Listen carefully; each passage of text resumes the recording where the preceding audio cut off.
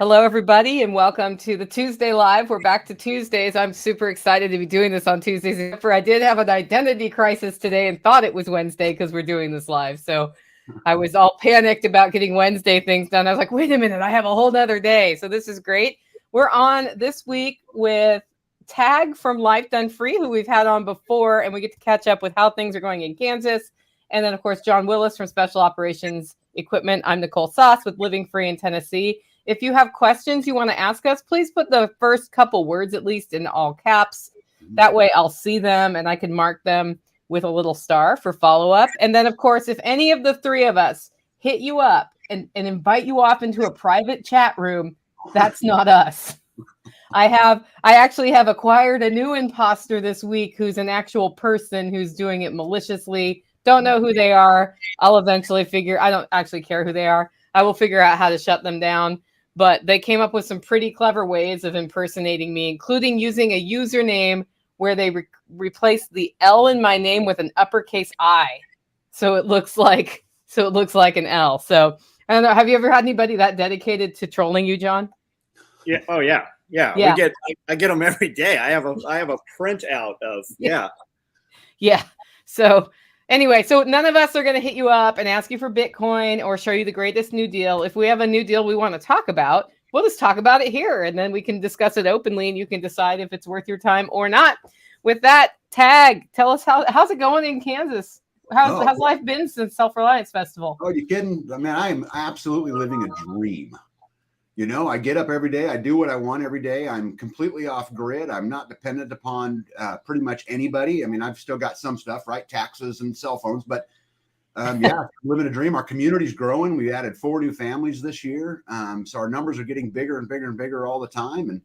And so, yeah, I mean, it's just absolutely great. You know, it's fun being able to be in a position in my life to challenge everything. And I'm doing exactly that. Every single thing I'm challenging. And it's fun. That sounds fun. John, what's the word from the compound? Same as always. That's why our stuff works, because we do the same thing over and over and over, right? That's the foundation. That's the hardest part of being an entrepreneur, in my opinion. Well, there's not a magic pill, right? So if you want more money, work more, or if you have money, your money will make money, and then you don't have to work more. I mean, there's 2 ways. You're going to trade your time for money, or you're going to have your money make money. Right. Yeah. Nobody likes answers that simple, though. You need to like package that all magically, right? I want an extra $2,000 every day. So I'm building product, right? I'm building a new bag. I'm building them. I'm cutting them. We're doing video of them. And that's how I generate that money. That's what I'm after. So that means that instead of doing whatever I'm doing, I spend a few extra hours doing that. Cool. Okay, well, I think one of the fun things about these live streams are the random conversations we get into before the live stream starts. And I thought, Tag, I'd start with, you made a great comment. You said, you know, I'm living this great life done free. And guys, I was commenting on the name of his channel is pretty darn cool because Life Done Free is freedom, but it's also free because he's off grid. So he's finding ways to generate his own power and all these things. And I was like, that was strategic, right? He said, yeah. And you know, people always want to get where you're at, but they don't realize the 25 years before that you put in to get there. So let's riff on that a little bit. Yeah, you know, I think everything builds on each other and it builds on itself, you know, as you go along. And I get these questions all the time that ask about, okay, how do we get to where you're at? Well, the problem is I started many, many moons ago. I saved lots of money. I worked my ass off. I worked, 14-hour days, 7 days a week. I built all kinds of businesses and I'm still reaping the rewards of all those businesses to this very day, as John was alluding to earlier. And so it took a whole lot of time. But the other thing is it took a lot of commitment. You don't catch me in Mexico in the summer vacationing, and you don't catch me, I don't have a Ferrari in my driveway. Although if that's where I put my resources, I certainly could have. Mm-hmm. Right. You don't catch that. You catch me sacrificing everything so that I can live like I'm camping. How weird is that? Right. That's literally what I do, every single day. So, I mean, I think if I was going to give somebody advice of, how you get there. I mean, it starts with your brain. It starts with being committed to what you're doing. And when I mean committed, I'm not talking about the bullshit of, okay, I'm committed. I'm talking about the actual actionable steps that make you take that step forward, not the craziness that, leads up to it. I was committed to starve the beast. I was committed to break the system. I was committed to live on my own feet. And so I went out and did it because I was committed. So I think it starts right there, Nicole. What I would tell everybody is get committed, get uncomfortable. Yeah. It strikes me that a lot of people think they need capital to get started. And there's so much that you can do that's free to set the foundation to get started, and the capital comes over time if you make that happen. But it starts in your head and starts with doing the things that you can do for free, which I think starts with taking care of your health and having some clarity of where you want to go, and then doing something every day to move forward. If you're able to keep that motivation going, that's a big step. And you may not see things change in a week, but 50 weeks from now, you'll see something has changed. It compounds. Even if you only did one task a day, you've got 360. What's in a year? 365. You got 365 things done, right? Cumulative. And a lot of them, you have to do the first ones to get to the 10th, 15th, and it's just exponential. It's momentum. Yeah. I think it's also the other thing you could do for free is sit down and list what you're good at. A lot of people are too humble to admit what they're good at. But you need to get over that and list what you're good at, because in that list of what you're good at is an easier jumping off point than the list of what you're bad at. You may need to fix things on this list of what you're bad at, but if you can figure out how to use what you're good at to move forward, it was better. And I was also thinking about that because I was kind of thinking about, all of us have a different background on this call, and our backgrounds have been what have made us successful in what we're doing now. Even if what we were doing then wasn't the best fit. And the bad things we did, the good things we did, it all kind of accumulates. And I think a lot of people spend a lot of time obsessing on the past and worrying about that. And, mad that they didn't learn X, but you learned Y, so use Y. Well, I think the other side is you got to get yourself wrapped around the idea. If you can't control it, quit tripping on it. I mean, I drive my wife crazy because she'll say, "Hey, how do you want it?" I'm like, "I can't control that. I don't even care. I don't want the details." Next, what's the next topic? Because there's nothing I can do about it. I can't change the fact that this person's elected. I can't change the fact that this is going on. I can't change all this. But what I can do is get my ass out there and get busy. And what I can do is put myself in a better situation to withstand. And so I'm not going to spend my time trapped in the Kardashian world of, consumerism and all this craziness that goes on. Instead, I'm gonna go get busy. Yeah. I think a lot of that's bullshit, Nicole. Not what you said. It's that's people's excuses for inaction, being stuck. I don't have time to grab somebody and drag them out. They can come to me and ask me how to do it. They can come and watch me do it. But the common denominator is it doesn't matter unless you're going to do it. If you're not good at digging, get a shovel. I guarantee everybody has one. If you're not good at building, get a hammer. Tag didn't know how to do any of that stuff he did until he did it. And he didn't dwell on what happened in the past. We can't change it. I'm not a counselor. I don't have time for anybody's past bullshit. You step into my world right here. None of that is over here. It's all over here. Yeah. And making the choice to move forward is the best choice you can make. And it's very freeing. And sometimes it's hard. I get it. Like, we all struggle with whatever we struggle with. And just because we say it on this conversation doesn't mean it was like I snapped my fingers and it was easy. Every year I'm like, okay, the next level is this. It's a time of year in our network where we talk about a word of the year tag. Okay. So people choose a word of the year to focus on, to kind of keep their mind oriented towards one self-improvement thing. And some of my past words were grow, balance. This year it was courage. And so everybody's talking about their word of the year. And the same thing, I'm thinking, like, what do I want my next year to be? And I'm thinking like breakout or accelerate. I'm thinking of some really action words, which could make my next year hard or could make it the right year. I don't know, but that's where we're going right now. I think I want to go to a point you mentioned there that I think is really, really important, is that, first of all, everybody, it is hard. It's supposed to be hard. If it was easy, everybody would do it. The entire system is set up so you can't do it.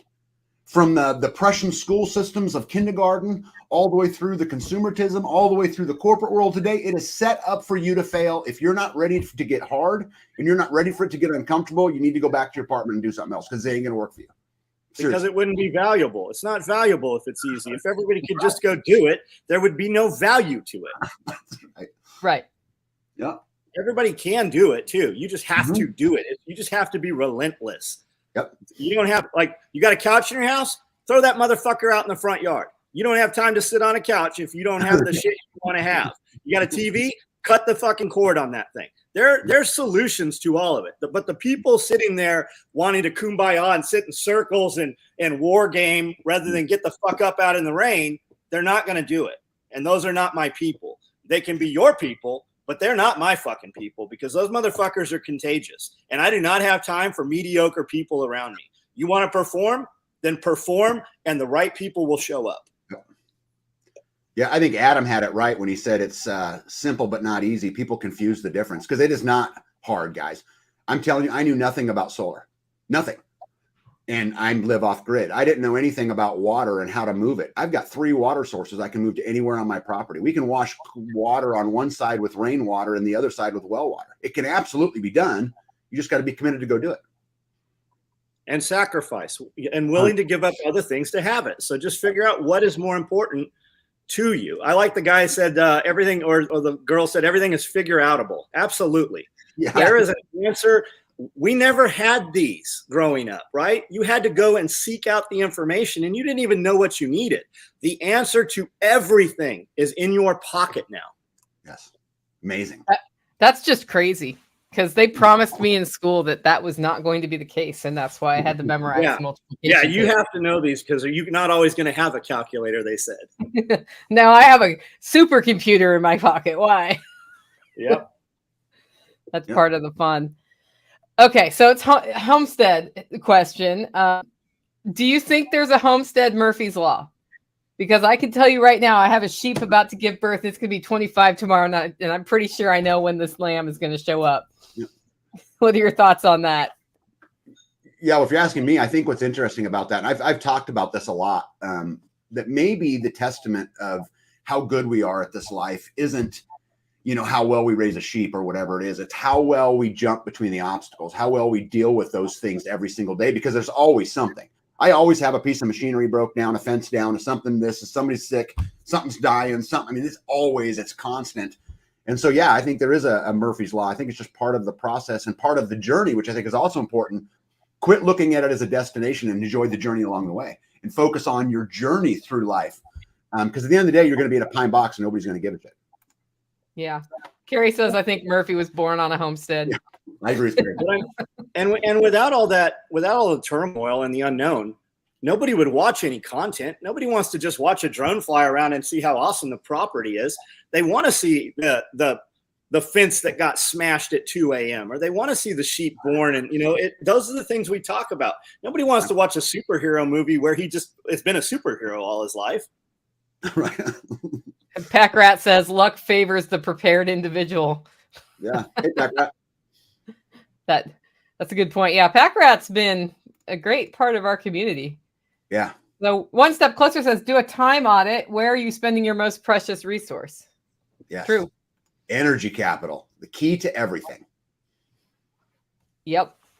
So anything exciting going on your homesteads? We have unexpected lambs coming. Yeah. I've got some chickens that have been sick, which is something it seems like we deal with a lot. You're bouncing between, mites or someone's got the flu or whatever it is, right? The chicken snot, whatever it is. We got some of that stuff going on, but luckily that's the extent of the trouble on my farm. Yeah. When that would happen, you used to go to the co-op and they'd give you a powder that you'd put in the water. And now you can't, the co-op, a lot of co-ops, the secret is if you know a guy, there's still some of that stuff around. Yeah. But they want you to have to go to a veterinarian now and pay the vet and get the swab and have them prescribe it and take away your ability to care for these animals. There's been 52 million birds dispatched and killed in the United States now because of avian flu. The avian flu didn't kill them. Human beings killed them. And they just killed 1.5 million turkeys in, I don't remember where it was last week. And that they just killed a backyard flock in Maine last week also. So it's happening on the small scale. And if you look at it, if you have hundreds of birds, every year you lose a few birds. That just happens. It just happens. So I would keep my mouth shut about it unless you have you walk out and you got 20 birds down. Okay, maybe we should talk about it. But you got one bird, I definitely wouldn't pick that phone up and go, oh my God, can you come please bring your test that you can fucking say anything you want it to say? Now, you know, Bee goes out there to the chicken coop and loves her birds and feeds them oregano and feeds them, you know, the stuff that her potions that she creates. And that's pretty much how we do it all the time. I won't be calling anybody. Yeah, sure. Right. Yeah, I called a vet once about a chicken years ago that looked like it was going to die. And he called me back and said, I'm not coming out there. You don't need to bring it in. It's either this or that. And the only remedy that might work is the specific antibiotic you can get at Tractor Supply. And it didn't work. So it was that, not this. And the chicken died. And, you know, that's when I started learning. It's funny because with the advent of the sheep in my life, the veterinary interventions that are required for the livestock here went way up. Partially because them acclimating to different pasture in a different state was a difficult time. And then, of course, we had the summer of no rain. So the cool thing is I found a veterinarian who comes out and shows me how to do the things. And she'll tell me on the phone what to try as more of a livestock care coach, as opposed to I need to get paid my $80 or whatever. And that's super helpful for me. She's like, I'll work with you, but I won't hold your hand because, you know, I'm not going to be here forever. And my type of veterinarian is going out of fashion at this point. So that's been a huge empowering thing where the veterinarian becomes your coach, as opposed to try these pills and come back in a week, try these other pills now, you know, that sort of thing. Yeah, that's a good veterinarian. I like that. Yeah. Egg bound happens too. Yep. I've never really had an egg binding problem, knock on wood, but I don't know that I have. You better, if you're a chicken here, you better not show weakness, because if I think you're sick, we're going to just put you in the dumpster after we dispatch you. And if it's something else, we're going to still dispatch you and feed you to an animal. Yeah. Yep. I haven't been quite that vicious with my sheep, although any sheep that required intervention after it moved here got a collar, because you put a collar on them so you could catch them. And any sheep with a collar on butcher day went to the butcher. So that I was like, I'm going to keep it alive, but not pass on the genetics. And we actually haven't had trouble in a long time, but we did process 5. I'm hearing a PCR test that can be diddled with. I successfully euthanized X amount of infested domestic fowl in the field. That could be a dangerous incentive. Yep.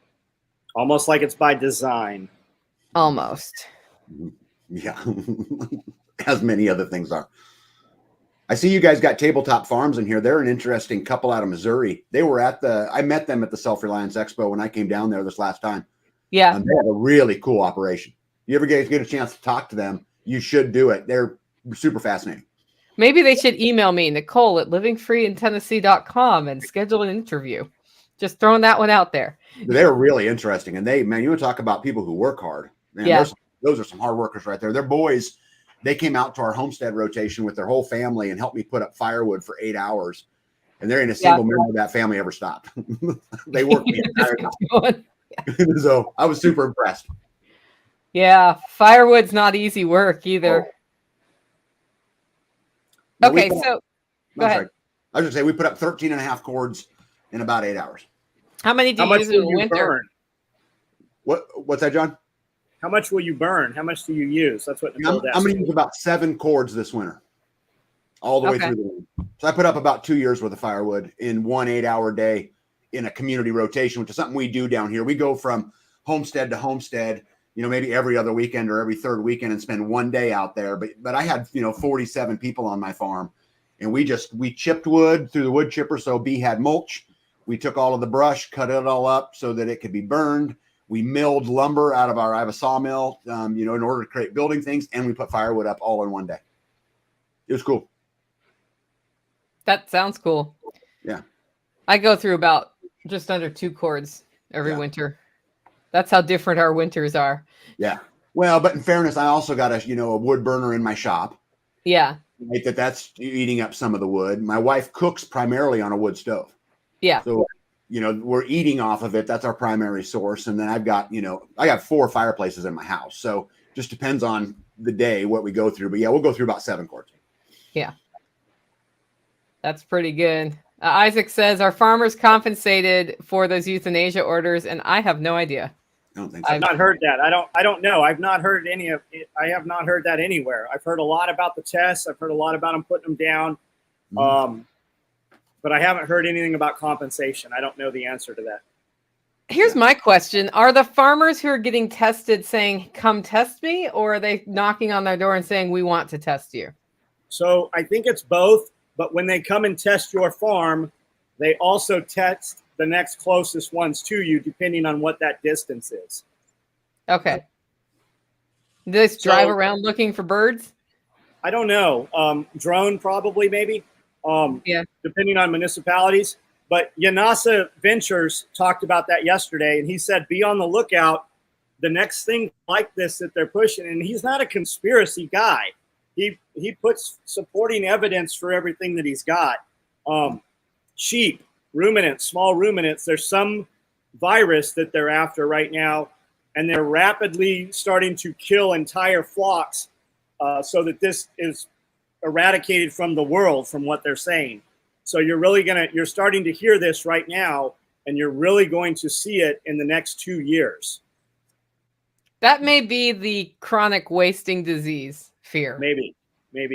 Because I don't know if they think it goes from deer to other ruminants, but I do know that this year, Tennessee's quote unquote requiring every deer get tested that's harvested for CWD.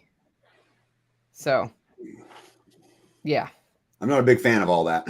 None of us are. I mean, I'm interested in knowing more about chronic wasting disease, right? Sure. But, going from that to hazmat suits is frightening. Packrat says, has anybody seen an improvised wood chipper they like? Powered by a pony motor or a PTO takeoff? I've played with the PTO chippers, and they work fine. I don't prefer it. I got one that's powered by a 6-cylinder Ford engine, and it's a big one, and we can just haul it down into the woods, and it works just fine. But the PTO ones seem to work good. I've never heard of the pony motor one. I don't know what that is. Yeah, I don't know either. It just depends on how many wood chips you want to make and what you could do with your time. We've had 6-inch chippers. We've had 10-inch chippers. You get to a big municipality size, like a Vermeer or, the woodchucks or something, the big, huge ones that have a winch. Once they start pulling that tree in, it does all the work for you. And those things, if you can get a choker around that thing, it'll pull in trees that you couldn't even begin to load. So we cut down, we had several acres up the road, and we hauled all the limbs and brush back here, and we put them through a chipper. And I paid 5 guys 10 hours a day to chip that sucker down. And at the end of the day, we didn't have half the pile, and we only had a wood pile. We only had wood chips up to about your hip. So when you got massive dump trucks and chipper trucks dumping wood in those huge, those huge mounds, you're not going to duplicate that at your house with a PTO chipper. If you got some twigs you want to get rid of, if you got the like we went and bought the first chipper we had was the Tractor Supply chipper. I think it was like $300-400, right? Yeah. You can't even put a limb the size of a broomstick through there if there's any curve to it. So by the time we cut it up, man, we had 8 hours to get a pile that was like 2 feet tall. Yeah, I'm always surprised. My experience with wood chippers has been exactly that. I end up with very few chips. Yes, but I can see the value of them. I actually sold mine though a couple years ago because the value of the money that I had in it was better than the value of the machine itself. And I know that you can rent a wood chipper if you're just going to do a day or two a year. So yeah, we rented them, but I mean, and that's what we had was a rented one. But I had 5 guys, 50 man hours, and it doesn't make enough wood chips. Like if you were doing this yourself and you paid yourself minimum wage, you could save a lot of money just buying a truckload of wood chips to bring in. 100%. Yep. So Pack Rat says, Peste de Petit Ruminant, I don't know, is that French or something? PPR is something that the World Health Organization is on about right now. Probably that noise. Is that it? Yep, that's it. Yeah. PPR. I wonder what that is. I've no knowledge of this, and I have a vet coach, just for the record. Yeah. You know what's funny about that? Like where we live, my chickens are so far away from any other animals. They're behind big fences and tall trees. They're never exposed. We don't buy animals at Tractor Supply. We grow our own, but they still get sick. It's just, I think you have to figure on whether it's a fruit tree or a chicken coop. You're losing 30% every year. And just go on it. Yeah. That's what I do. We have turkey. We'll have turkeys. Every year we'll have a turkey die at different times. And it's always after a thunderstorm. Always, if there's a thunderstorm, I'm going to walk out there and there's going to be a big 60-pound turkey that died for no reason. It just happens. I don't know why, but it is. Mm-hmm. Yeah. It is funny how that happens. I wonder how much of my food forest that went in is going to be here next spring when we get through the winter. There was a day where B was cleaning out the chicken coop, and I built my chicken coop so I could pull my skid loader right up next to it. So when it came out, it would just go right in the bucket, right? Energy management, right? But anyway, so I pulled into the chicken coop to get a load and pulled out, and a couple chickens ran off and had heart attacks. I mean, literally died right there, 2 of them. Apparently I scared them to death. I don't know how that works, but you can. So here's the source of the no children on my property rule, which it's not that no children are allowed. It's that at events, I can't properly supervise children. And I noticed that parents don't. Some parents don't. So there are some children who've come to events who are pre-vetted. The source of this rule was the time that 3 children went down to my chicken coop and threw rocks at the chickens that screamed at them till they died of heart attacks. And then they're like, they died. We don't know why. I'm like, what were you doing before they died? And they told me, and I was like, okay, well, yeah. So people get mad because I do events here and they want to bring kids. And I'm like, but I can't, I've got livestock and I don't want your kids on, like, at this point, I don't want a ram headbutting a child in the pasture or any of those things. So we have a tendency to have child-friendly days on the lower head count days here. But that is what it is. But people always wonder where that came from. That is where it came from, is heart attack chickens.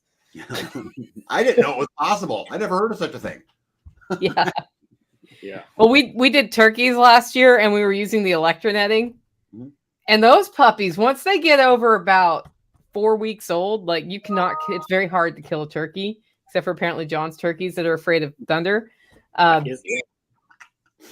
Tactical walks out and there's a turkey with its head through the netting doing this every time it pulses. And he's like, oh no, and he unplugs it. And the turkey gets up, shakes his head off and walks away. Yeah. Plugs it back in, goes right back to the fence. It's like, dude, do you like that? Like, what are you doing?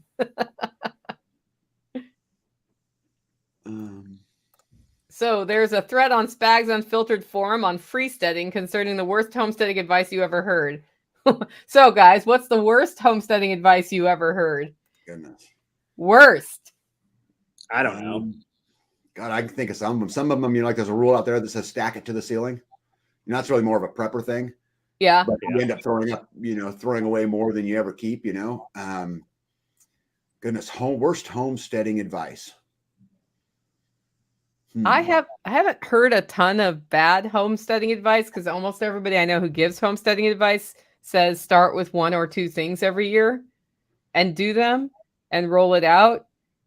But I would say I'm leery of the homesteading classes that promise you will go from $0 to $30,000 per month of revenue. And I'm seeing a lot of ads about that in just a few months by moving to a homestead. So perhaps the worst advice I've seen is in an ad campaign promising you $30,000 a month of revenue in just a few months on your homestead, because that's not a thing. Yeah. Yeah. I would argue if you want to be broke, own a homestead. Yeah. Yeah. Have a job, have a successful job, and have money to be able to homestead. I like that program. If you haven't ever made $30,000 in a month doing something mainstream, you're probably not making it homesteading. Yeah. Yeah. Yeah. Shirob says, I can tell you about a lot I did wrong. Oh, yes, we all can. Yeah. Well, I'm sorry, John. We did a ton of stuff on the property. I don't know that I'd consider it wrong, but it's not here anymore, right? But we had to do it to get here. Mm-hmm. You know, some of the most expensive fencing you're going to put up is T-posts and cattle panels.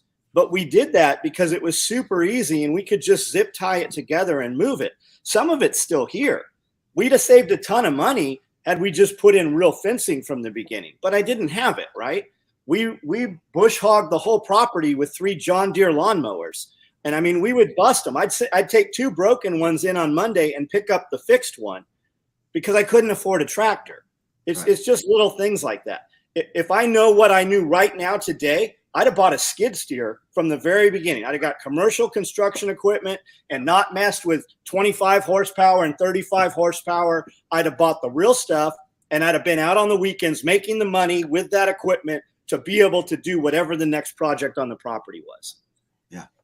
Yeah. You know, that's an interesting point. I would say the same thing. I don't think it's really necessarily what you do wrong. It's that you place things in places that later you learn would be better in some other place. You know, like stuff like that. And to John's point about the skid steer, a lot of people disagree with me on this, homesteaders. I would buy a skid steer over a tractor 100 times out of 100. Absolutely. Not even close. Why? A lot of reasons. One, so the front of it, you get to put down pressure on. So that enables you, like, let's say you're digging post holes. I can dig 10 to 1 against a tractor because I can put down pressure on. Also, their maneuverability, the way they get into places. Right. The only advantage I can see in a tractor is maybe mowing a field or driving down the highway because they'll go faster. But beyond that, I really don't see a lot of advantage. I own a skid steer and it's like my best friend. Tracks are more stable. Whatever you're working on is in front of you. I mean, it does everything better. It has way more power than all the implements have more power. Tracks are stable off. We can drive it through the mud. I mean, just take your pick other than a mower. But I mean, I mow. If I'm going to mow, I have a mower. Yeah. We have several mowers and I have a bush hog. I can put a bush hog on now you don't want to run tracks. You want to have small equipment through a field so you don't have compaction. But for any real job, you know, drilling holes and it also works. We use it as a forklift here. You've been in here, both of you guys. Yeah. I can take the biggest equipment, gym equipment, couches, whatever, and literally lift it up to the second floor and we can just walk it onto the loading platform up top. Yep. Yeah. Pack Rat says, oh, go ahead, Tag. I just say it's not even close. Skid steer 100 times out of 100. That would be just a really fun little survey to send out to homesteaders. Skid steer, tractor, and why. And have you tried both? Because if you haven't tried both. If they've never operated equipment, they wouldn't know. It wouldn't be on their radar. Right. So the permacultural zone system, the older I get, the dearer my zone 0 and zone 1 are to me. The funny thing about that is, so you hear about permaculture and you're like, what's that? And then you start reading about it and then you learn more about the zones and different ways to implement designs that work with each other and work better in your life. And then next thing you know, you look at your pantry and your business and you start realizing you're zoning that too. Uh-huh. Yep. So the cool thing about, and I didn't really realize that till this year. I guess I did like on some external level, but it really came down to me and very clear to me this year that once you understand how zones work, you can apply that to so many other things and it makes them more efficient too. And that efficiency helps make you more successful. You know, we apply that to community. Yeah. You know, you got your zone 1, zone 2, zone 3, zone 4 in reference to community too. I could not agree with you more. You could absolutely apply access. Yep. It makes me think of how my chef friend organizes his kitchen. He will organize things to go from this direction to that direction so that you're never crossing hands on an assembly line. Same idea, right? Yep. It's thinking about what feeds what. So I don't know. I think it's super smart. Okay, Tag, tell us about your off-grid place, like your life done free, and you've shared your journey of making an off-grid homestead. Does that mean that you really are camping every day, toasting marshmallows instead of, A lot of people ask me these questions, and I don't. For those of you who have never seen the picture of that, I don't live in a little cabin in the woods. I live in a 5,000 square foot home that's super modern, super efficient.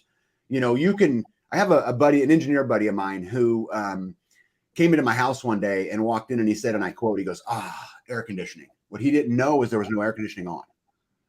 Because the way my house is built, right? Like my living room floor, for example, is 2 feet thick concrete. Yeah. Right. My walls are super insulated. I can move with geothermal. I can move air. I can do things like that make me less dependent. A lot of people don't understand this, but so yes, I truly live off grid. What I mean by camping is we're hauling our firewood, right? Our primary heat source is wood and our primary cook source is wood. Mm-hmm. In fairness, my wife has a full processing kitchen outside that runs on propane. She can go fire up her kitchen anytime she wants to bake whatever she wants to bake. But we pretty much, cook inside. We don't have a water bill. Like I said, we supply it. I have a 100-foot deep well, 7,000 gallons of rainwater storage, and a 2.5-acre pond. And we pull water from all 3 of those. My sewer's handled by a septic system. We burn most of our trash. The little stuff that I can't burn, like plastics and that, we are a little bit dependent on the dump. I got to go, once a month with a load and, take it over there to the dump. So I really have no bills other than just your elected cell phones, internet, and then of course taxes, right? I mean, I haven't figured out how to become free from that one yet. Although I'll tell you, I'm working on it. But are you? Of course I am. Of course I am. I believe in the theory of starving the beast, and I'm going to starve it at every corner. If you find the answer to that, and it's a real answer that does not get us arrested, I'm very interested. Yeah, I don't want to go to jail. I like my freedom. I'm pretty happy out here in the, out on my land. So, yeah, so it's, people think living off grid is, this weird thing, but the truth is I live like anybody else does. The difference is that I have to manage everything. That's the difference. Mm-hmm. That, I have to look at a calendar and say, okay, these are the days we're hauling wood because it's the nicest day. These are the days we're in the garden because it's the nicest day. These are the days I'm doing. So it's about management. I have to manage 1,000 things to keep everything going. What's our power today? Are we in a green day? Are we in an orange day? Are we in a red day? I've got 3 days with no sun. Well, babe, you know what? Let's not be ironing clothes on that 3rd day, right? Because I'm taxing my system. Mm-hmm. Management. That's all it is. Other than that, if you pulled up to my house and you ignored the solar panels and all that weird stuff out there, you'd think I was living in any other house like anybody else. And for people that don't know, there's not only is he off the grid, there are no lines coming on the property. There's no water pipes. There's no power lines. It does not exist. And he lives just like a normal person in a city would live for the most part, right? If you walked into his house, you would not know. No, not at all. What are you running for a cook stove? I heard you say that you guys actually cook with wood also. Yes, primarily. My wife baked the turkey for Thanksgiving. All of the potatoes came from my garden. I mean, she did it all right there on a wood stove. We use what's called a Kitchen Queen Grand Comfort 750 is the actual model of what we use. And it is awesome. The reason why I chose it over some of the other ones, I did a bunch of research because I'm nerdy that way. But the Kitchen Queen has a reburner in it. And the other thing is it also allows you to have glass on both doors, the firebox and the oven, which the Pioneer Princess, which was the other one we really looked hard at, did not have some of those features. And the other thing that's really nice about it's got a coil in it, John. So my second source of hot water, I have propane coming in, but I also have the coil for a stainless steel tank that I can pump with wood. Yep, that one right there. Is that a 750? That's a 550. It's a 550. Yeah, mine's the 750. Mine's the big one. Which model? It's called the Kitchen Queen Grand Comfort 750. There it is. Yep. And that, guys, is what we eat on every single day until the summertime comes. And then we don't cook inside in the summertime. Did you buy direct or did you go through Layman's or where did you get that? Yeah, no. So I first, when we decided the one that we wanted, I just started Googling it. I talked to 2 or 3 companies, found the best deal that was coming from somebody like-minded, because that's critical to me. I'll pay a little more money if I know my money's going to a good place. And so had a conversation, and actually, I think the company was in Tennessee. I could get it to you if you want me to. I'm curious. A company called Embers, I think was the name of it. If I remember. Embers. It's who I ordered it through, and it took about goodness, 6 months to get, but my wife loves it. She can make the best golden bread. And you know, the other weird thing about it is the food tastes different. Because That's not weird. Drier heat, or like, I don't really understand it. She does it much better than I, but she can pull out a pie and the crust is crisp. But can she make cinnamon rolls though? Oh yeah. Cinnamon rolls. I'm messing with you. I'm messing with you. John, when are you coming to visit? Yeah. I've actually gotten cinnamon rolls, bread pudding, cherry cobbler, cheesecake. I'm just trying to think what the last ones were. I'm working on a pumpkin roll right now.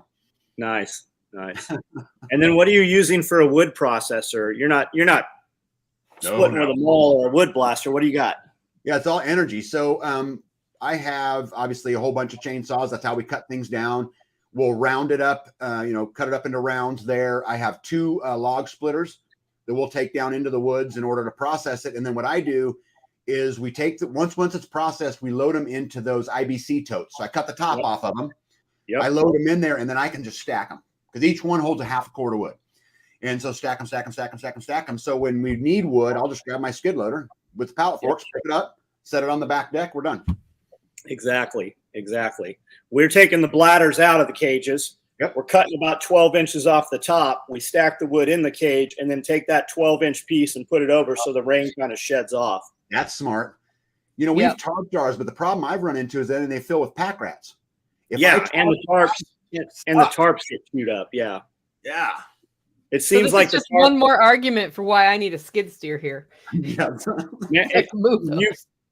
have no idea how simple the skid steer makes things. And anybody, it's like a video game. I'll pull the skid steer around back here just to take the trash to the dumpster just because I want to drive the skid steer. Right. It's like once you got to drive it next time you're here. You'll totally just go out and dig a hole and you'll get it. You'll be like, I see. Well, I have prepared for a cement slab with one here before, so I'm not completely foreign to the power of those things. Yeah. And then the closed cab, we can, whether it's hot or cold, I can have it blasting hot. I can have it blasting cold. We can be out in the wet, doing work with it. Yeah, that's nice. So what are the key qualities of land to look for and avoid in purchasing land? Any advice on what to look for in land and or avoid when you're looking for land? You want me to go? Sure. Okay. All right. So I think a couple things. So first of all, the first thing that I would do, and I did a video on this a long time ago, but my channel's only been around 8 months, so it can't be that long ago, right? But anyway, I did a video about how we found our land, and I started with what was called a need and threats analysis. So I looked at what I considered to be my needs and then what I considered my threats were. And then I applied them to the map. And it was really a fascinating exercise. I got down to a 150-mile circle that where I wanted to be based upon my own, beliefs. I wanted water. I wanted fertile ground. I wanted friendly people. I wanted all of those rural things. And so I just kept. So that's where I would start is what are your individual needs? Because I think they're different to everybody. Again, mine were fertile soil, land, and then I wanted to be away from population were my big ones. And then I laid in, the nuclear power plants and all the other little things and see if I could find this perfect spot. But I would start with your own need and threats analysis. That'd be the advice I'd give everybody. That's a great thing to say. I would like to tag on that. Haha, no pun intended. And add that once you have that and you start listing the characteristics of what you want, think about your characteristics as outcomes. So a lot of people say, I need running water on the property. You need the ability to generate your own water.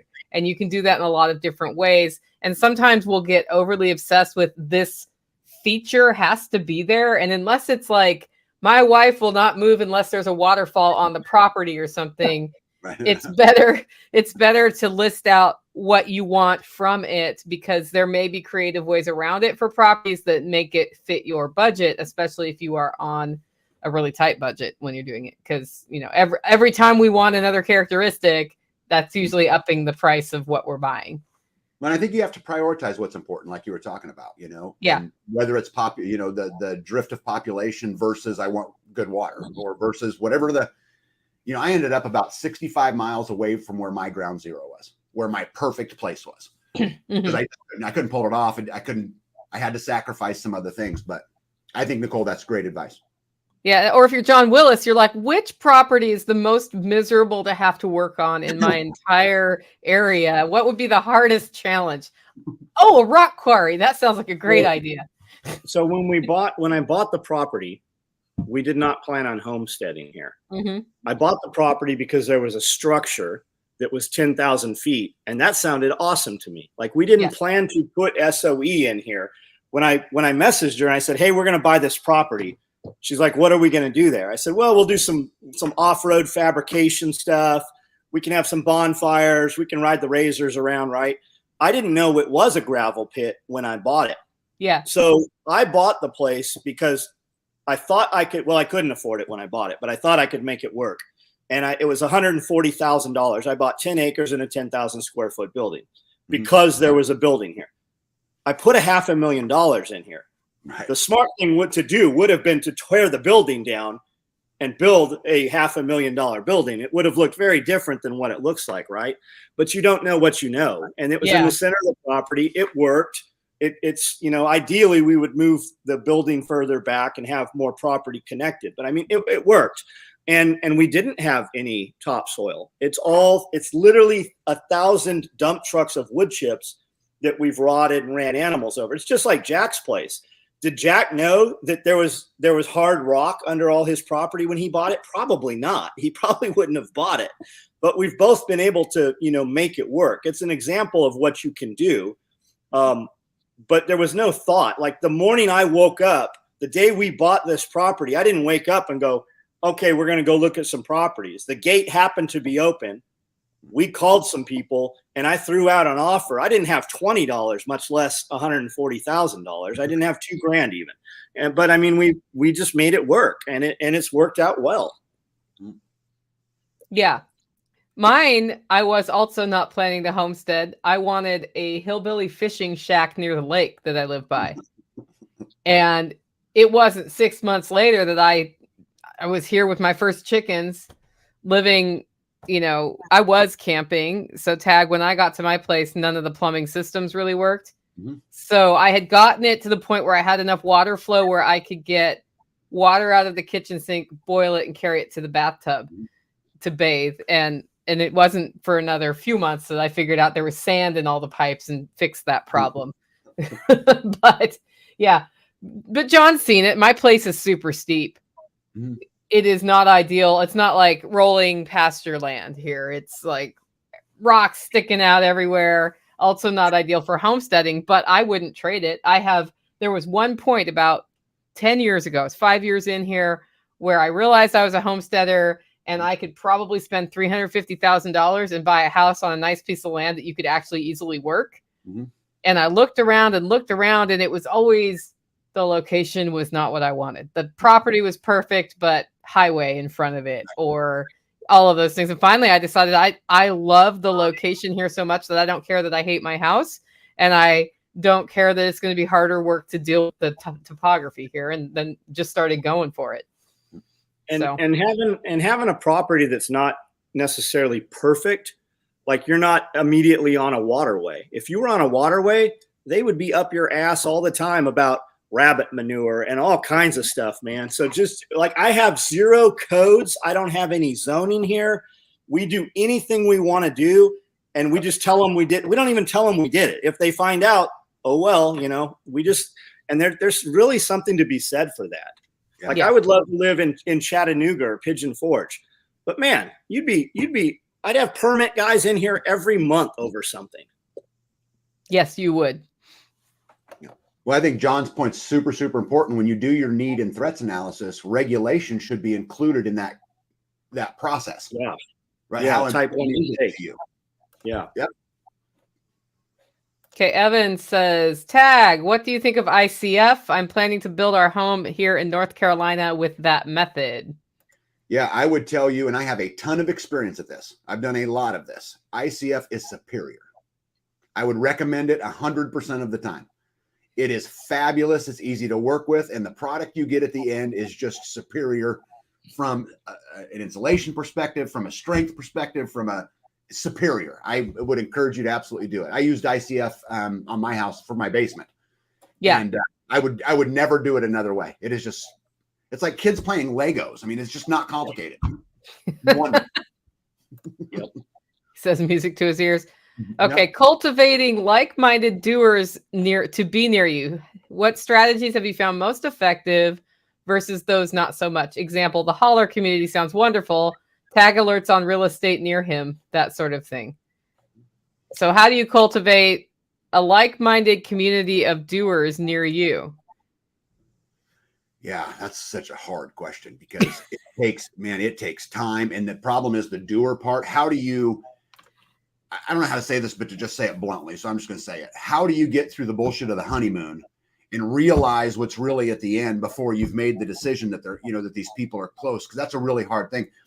What I do is I look at it more as and I've told you guys, we've talked about this before about the interlocking circles. Yeah. And what we focus on is that outside circle. And we try to build, because we're going to take over a whole area. We're going to infiltrate the school boards. We're going to infiltrate the county commissioner seats. We're going to take over a whole area with like-minded. Now, the crew that I run with, that inner crew, is different. Yeah. And those are selected through time, pressure, all of the things that go on in building it. But I think the thing is that the more you build, the easier it becomes. Right. We're a huge community now. It's way easy for people to think that, oh, we'll fit in somewhere. Right. There's enough of them. Right. Trying to do it from the beginning. So that's hard to do. I pray for you to have discernment because it's hard.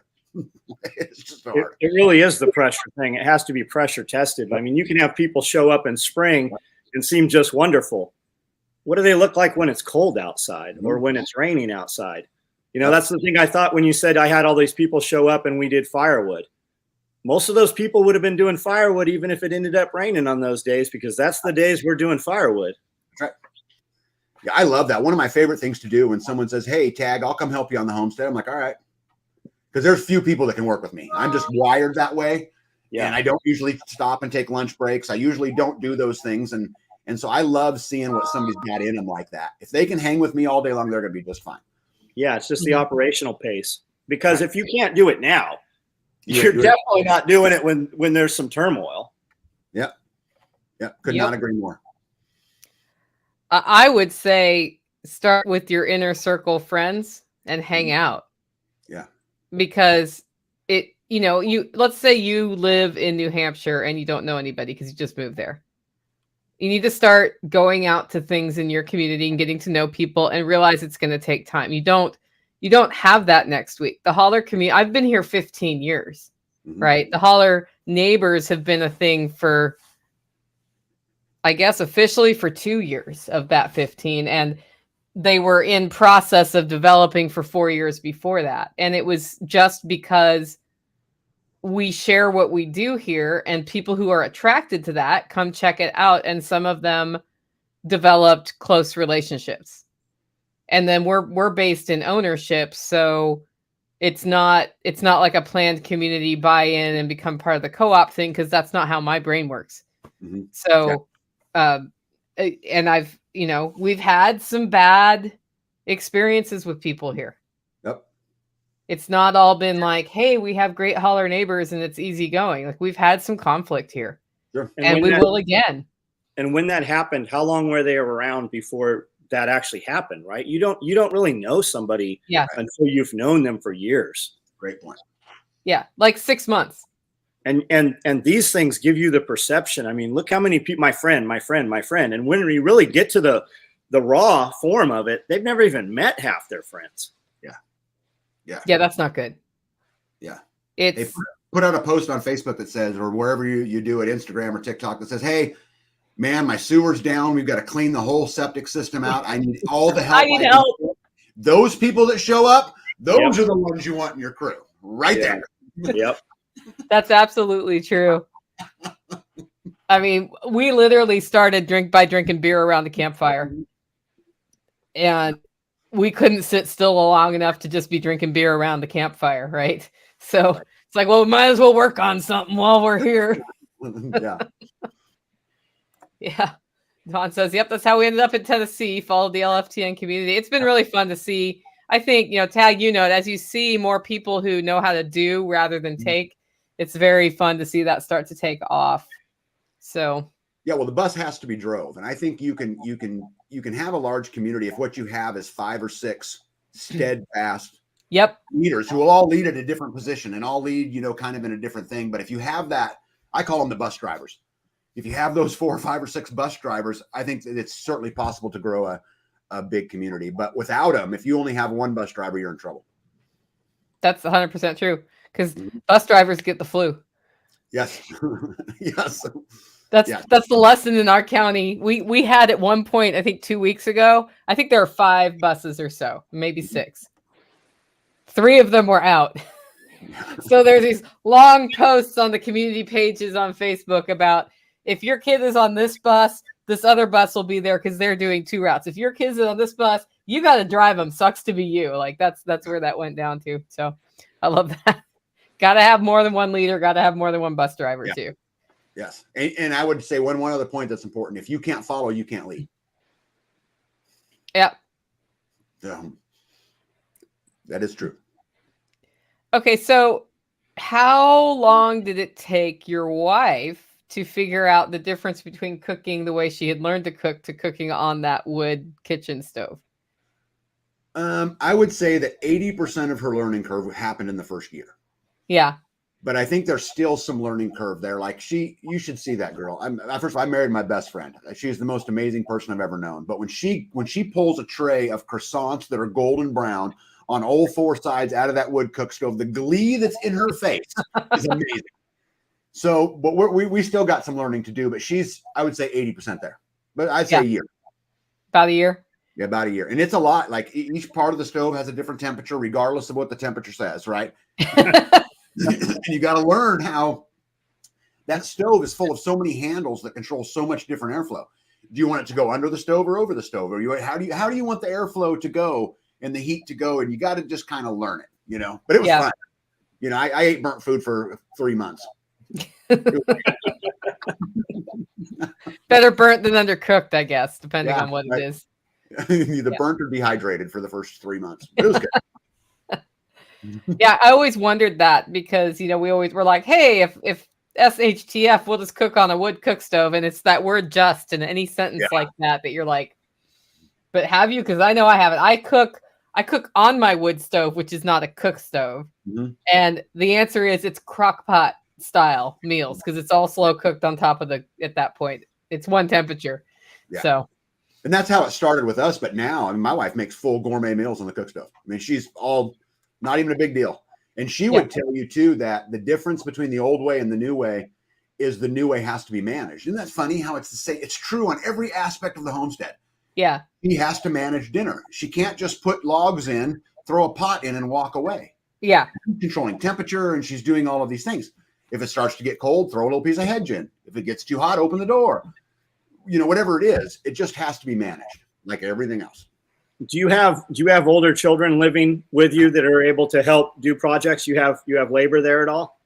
No. So I've got, I have 2 boys. One is 29 and one is 24, but they're on with their lives, and I've learned that I had my chance and I don't ask them for help. We do it by ourselves pretty much the whole time. Now, if I need help, one phone call, I can have 40 people at my house just like that. Right. Yeah. But I'm also smart enough to know that I only get so many chits. And I'm not going to use those chits until I need those chits. So they'll get a call from me twice a year. Yeah. I watched you standing those phone poles up using that pipe across those pallet forks. Man, I'd never thought of that. Yeah. It works great. Yeah. Force multiplier. So yeah. Yep. Equipment. Yeah. It's everything. You talk about having grown kids at home to help. I have a skid loader.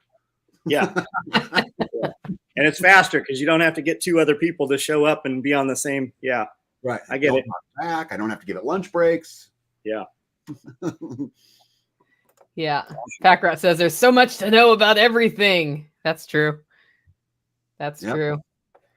But I think that's the joy. And I think if people who are out there living this life, remember it's not a destination. Happiness is not a destination. It's something you choose. Living free is not a destination. It's a way of life. I don't even worry about the end goal. The end goal is to live free. I'm doing it now. It's now. How can I get better at it? Mm-hmm. How can I push the boundaries? It's a journey. You're not, and here's the other thing, don't compete. Compete with yourself. Be better today than you were yesterday. Don't look at a guy like Tag who's got 20 years into this thing and say, oh, why am I not there? Yeah. You know, where are you? And be proud of where you are and be proud that you're awake enough to take a step and just focus on competing against yourself. Yeah. So Autumn Dawn, I don't know if you know this, she has a YouTube channel. Okay. And they just bought land. It's Autumn Dawn Endeavors near kind of nearest John. And they are in like starting out the off-grid journey right now. Okay, cool. And just sharing as they go. And I think it's so important to realize where you're at and not be. I understand wanting to strive for more, sure, but don't be unhappy because you don't have more yet. Be happy that you still have life in front of you to go for more. Is that who your sheep came from? Yes. Okay. Yeah.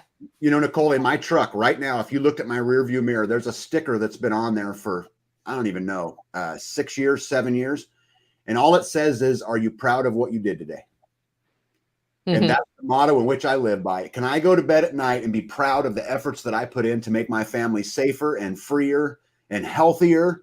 Am I proud of what I did today? And I think if you lived by that motto, it would be just fine. And to Autumn Dawn, when we get done, I'll go over and subscribe to your channel and I'll watch your journey of living free and getting off grid. That's pretty cool.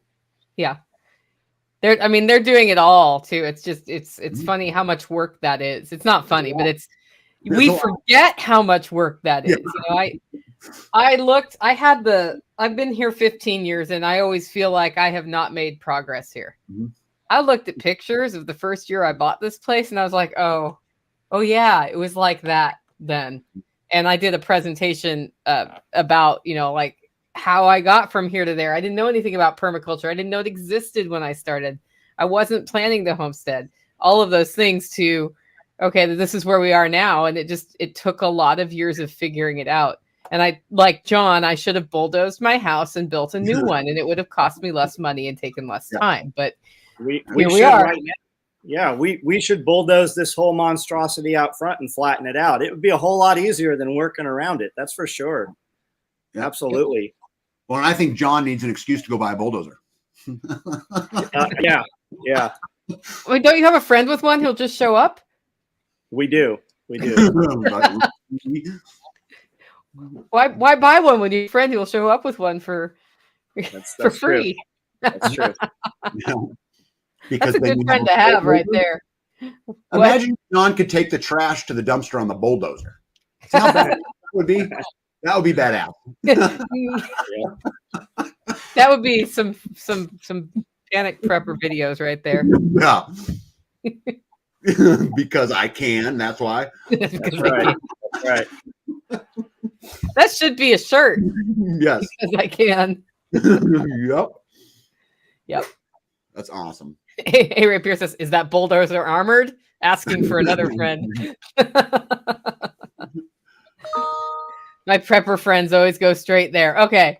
Packrat says, is there a best place to look for older used skid steer in Middle Tennessee? Trying to remember the name of the exit. It's one exit to the west of the Alexandria exit on I-40, which is east of Nashville, has an auction for heavy equipment. Yeah, huge. And I don't know what they're called. Ohio has some enormous auctions. I think there's some really good equipment auctions. Oklahoma, there's a few in Texas. The one Nicole's talking about, it's an enormous, huge lot. Like it just never ends. Yeah. Try Marketplace also. Mm-hmm. Marketplace, Craigslist. Craigslist has a whole heavy equipment listing section. Wait, you get Craigslist to work in Tennessee? Yeah, does yours not? No, all I get are scams. I stopped trying.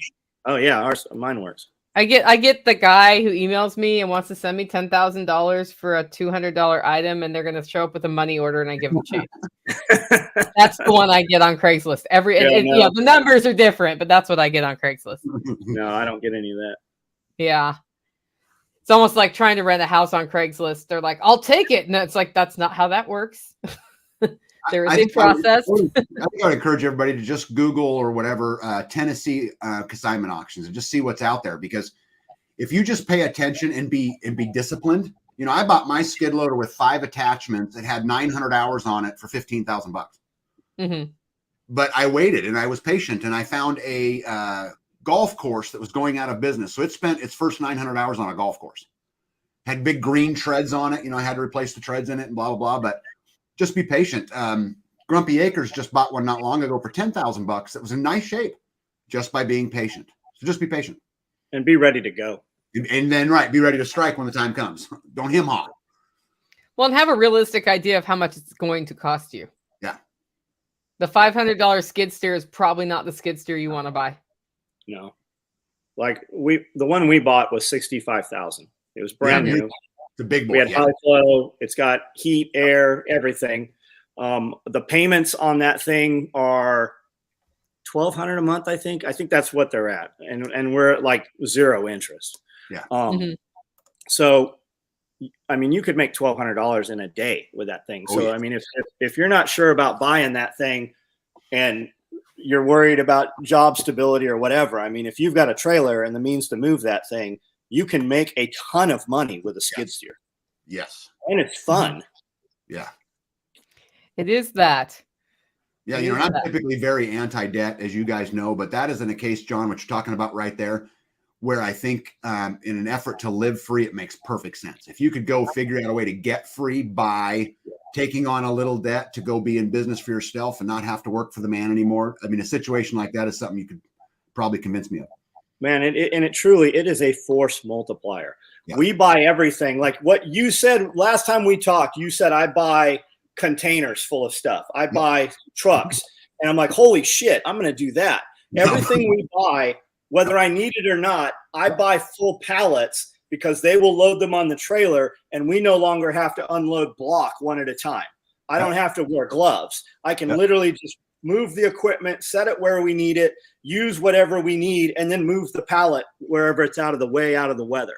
Yep. And just to pay that extra money, even if you don't have the money to buy that quantity of stuff, if you're honest with yourself, even if you had to pay, if you're just paying yourself minimum wage, you are saving money by buying the quantity to use the equipment to unload with.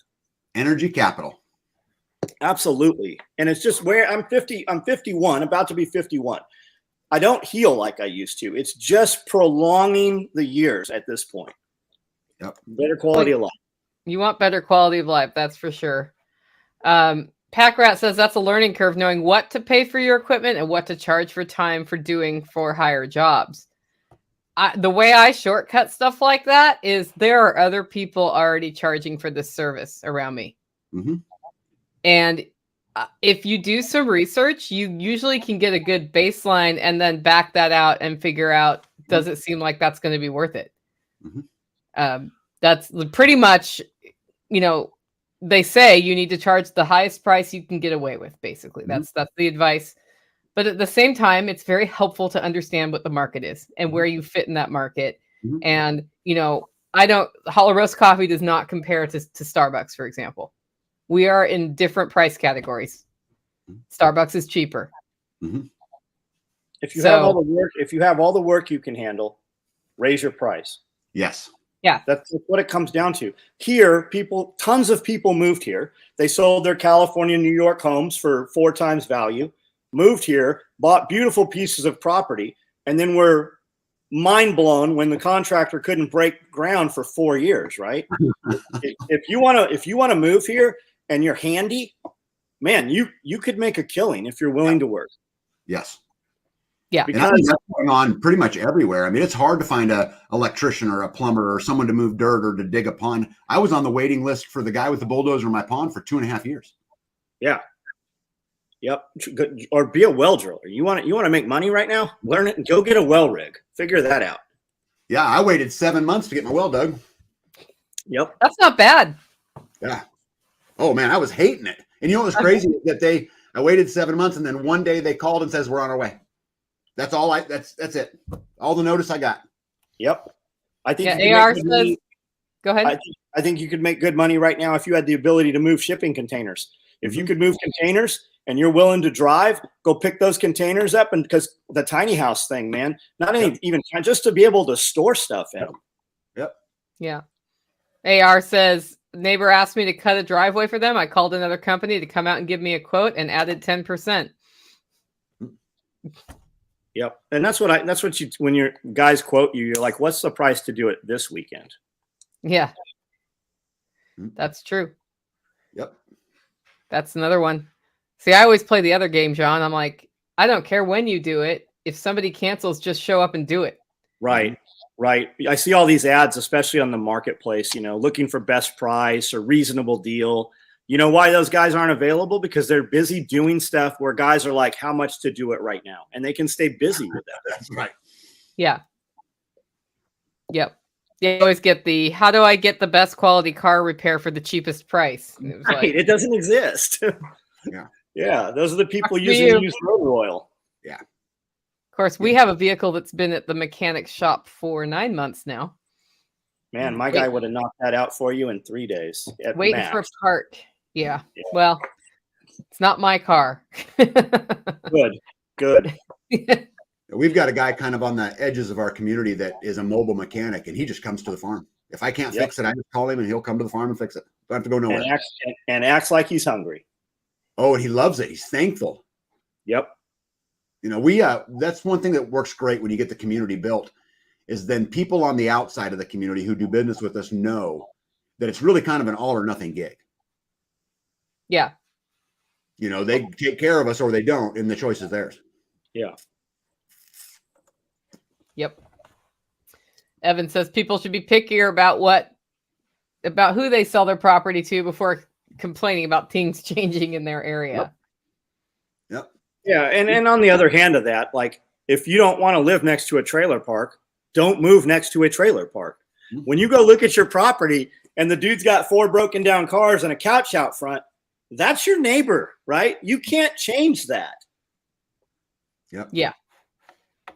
That's totally. Well, the other strategy is buy every property around you as it comes up for sale. Mm-hmm. If you want to preserve it. Yep. So every time a piece of property comes up for sale in 30 miles of me, I'm all over it. Yeah. All over it. Are you placing your people very carefully? No, I mean, that's so hard to do. Really, what I'm doing is like, and I get a lot of heat about this, about why would you invite somebody in your area you don't even know? Well, because I'm going to invite somebody in my area I don't even know anyway. So do I want the like-minded unknown or just the unknown? Right. You want to be the landlord? At least with the like-minded, when we go to vote at the school board and we go to do these things from a local position perspective, we can control it more and more and more to create the environment we want to live in. So that's why. Yeah. Yeah, we're starting to see in Tennessee the pressures of growth. Mm-hmm. And I lived through this in Oregon once already. What happens is we now have population coming here because from a regulatory and lifestyle standpoint, it's better. Yep. Than places that already made all the wrong decisions about growth. Mm-hmm. And as a result, we're getting pressure for rent controls, urban growth boundaries, zoning, and all the shit that led to the problems of the places where the people left. Yep. Push from, stricter code requirements, all of that. And it's like, it's worked here for a long time. Yeah. As it is. Yeah. And it has been, not completely organic, but the organic growth that happens when you're not coming in and subsidizing stuff or putting in infrastructure to facilitate more density or dictating that this has to be farmland and that can be city. The minute you start doing that, you're setting the foundation for people to think it is their business what other people do on their property, which it should not be. And you're setting the foundation for the same problems that you're seeing in the places that did that 30 years ago. 30 years from now, that's what we get. Yeah. So I want to see more people in Tennessee who understand that. Yeah. And and that is not a Republican or Democrat thing. It's an individual realizing a lot of Republicans think that the zoning rules and all of those things are right on. And we need to force this or force that regulation. So the Republicans are the same party. Yeah. I don't like any of them. Yeah, a friend of mine used to call them DDRs here, Democrats disguised as Republicans. Yeah, we call them Very- Republicans. Republicrats. Yep. Well, that's what a Republican nowadays, today's Republican is just an Obama era Democrat. I mean, everything slid. Everything slid. Yep. It's the Overton window. Yeah, the Overton window. It was actually a pretty good book. I never thought Beck would be a good writer. Yeah. His book, The Overton Window, was pretty good. Yeah, I haven't read it. I just know what the Overton window is. Oh yeah, you got to from read my it. policy days. Mm. Yeah. So yeah, that's a good point about if you start snipping about the farm, just keep in mind I can put 50 pigs on your fence line. I have a buddy that put 50 pigs on a fence line, and he now owns the property where the guy was complaining. Really? Time and pressure. That's right. Yeah. That's right. Manure load. Manure load. Yeah, that's smelly. That's very smelly. I was unhappy with 6 pigs on my property. Joel Salatin would say I was managing them wrong, and Joel Salatin would be right. Absolutely. On purpose. I mean, I have 200 pounds of the sausage in the freezer right here from him. Yeah, you do. Yep, and he has the property. Yeah, that guy's. I think I know who you're talking about, actually. Yeah, we looked at when we were looking for land. We looked at Tennessee, Kentucky, Missouri. We kind of honed all the way into the Midwest, and then just kept chunking it. But we took a hard look at Tennessee. Yeah, it's not for everybody. Mm-hmm. That's the thing, and that's where it's hard. I would advise people to move to Tennessee as the place to be. Well, if it aligns with what your priorities are, sure, but it may not. Yeah, there are things here that like some people really they find it very difficult to come to terms with the sales tax on groceries and some of our other tax structures. And I'm like, but my land taxes are like $400 a year. Yeah. Yep. And so I'm willing to pay that. I mean, I don't like it either, but I don't like any taxes. But those are the same people like, I won't own a house because you don't really own it because you got to pay property tax. It's the same people having those conversations. When you rent, you're not paying property tax, John. Right. Yeah, exactly. Yeah. That's what it's the same mindset, man. Yeah. Everybody's worried about saving money. How about just make more money? Yeah. Well, and I think if you're gonna put on your threat and needs analysis, taxes on groceries, you're gonna have a long run. You got to get to 2 or 3 or 4 important points, and that's where you put your stake in the ground. Make more groceries if that's your problem. Right. Okay, so which tax is more offensive? It's like a video game or like a game show game. Property tax or income tax? Which one's more offensive, in your opinion? Oh my goodness. It's a hard one, huh? Well, yeah, but I think they're both unconstitutional. So I'm not a fan of either one of them. I mean, on an income tax, I think it's just completely unfair. But on a property tax perspective, property tax is probably the one that burns my ass more often because I go pay taxes and then pay taxes and then pay taxes. I know older people who are being forced to leave their homes after they're long and paid for because the property tax now are getting so expensive that they can't stay in a home that they've maybe had 100 years that they paid off 30 years ago. I mean, this is robbery. This is why I talk about leaving this world. I talked about this in my speech when I was in Tennessee, how we leave this world the way we come in it broke because of how the system is set up to kind of beat you. So I will go with property tax, but by a very small margin. And do we get to keep the margins where they're at, right? If I had to choose one and it was going to remain the same, I would take property tax over income tax. Correct.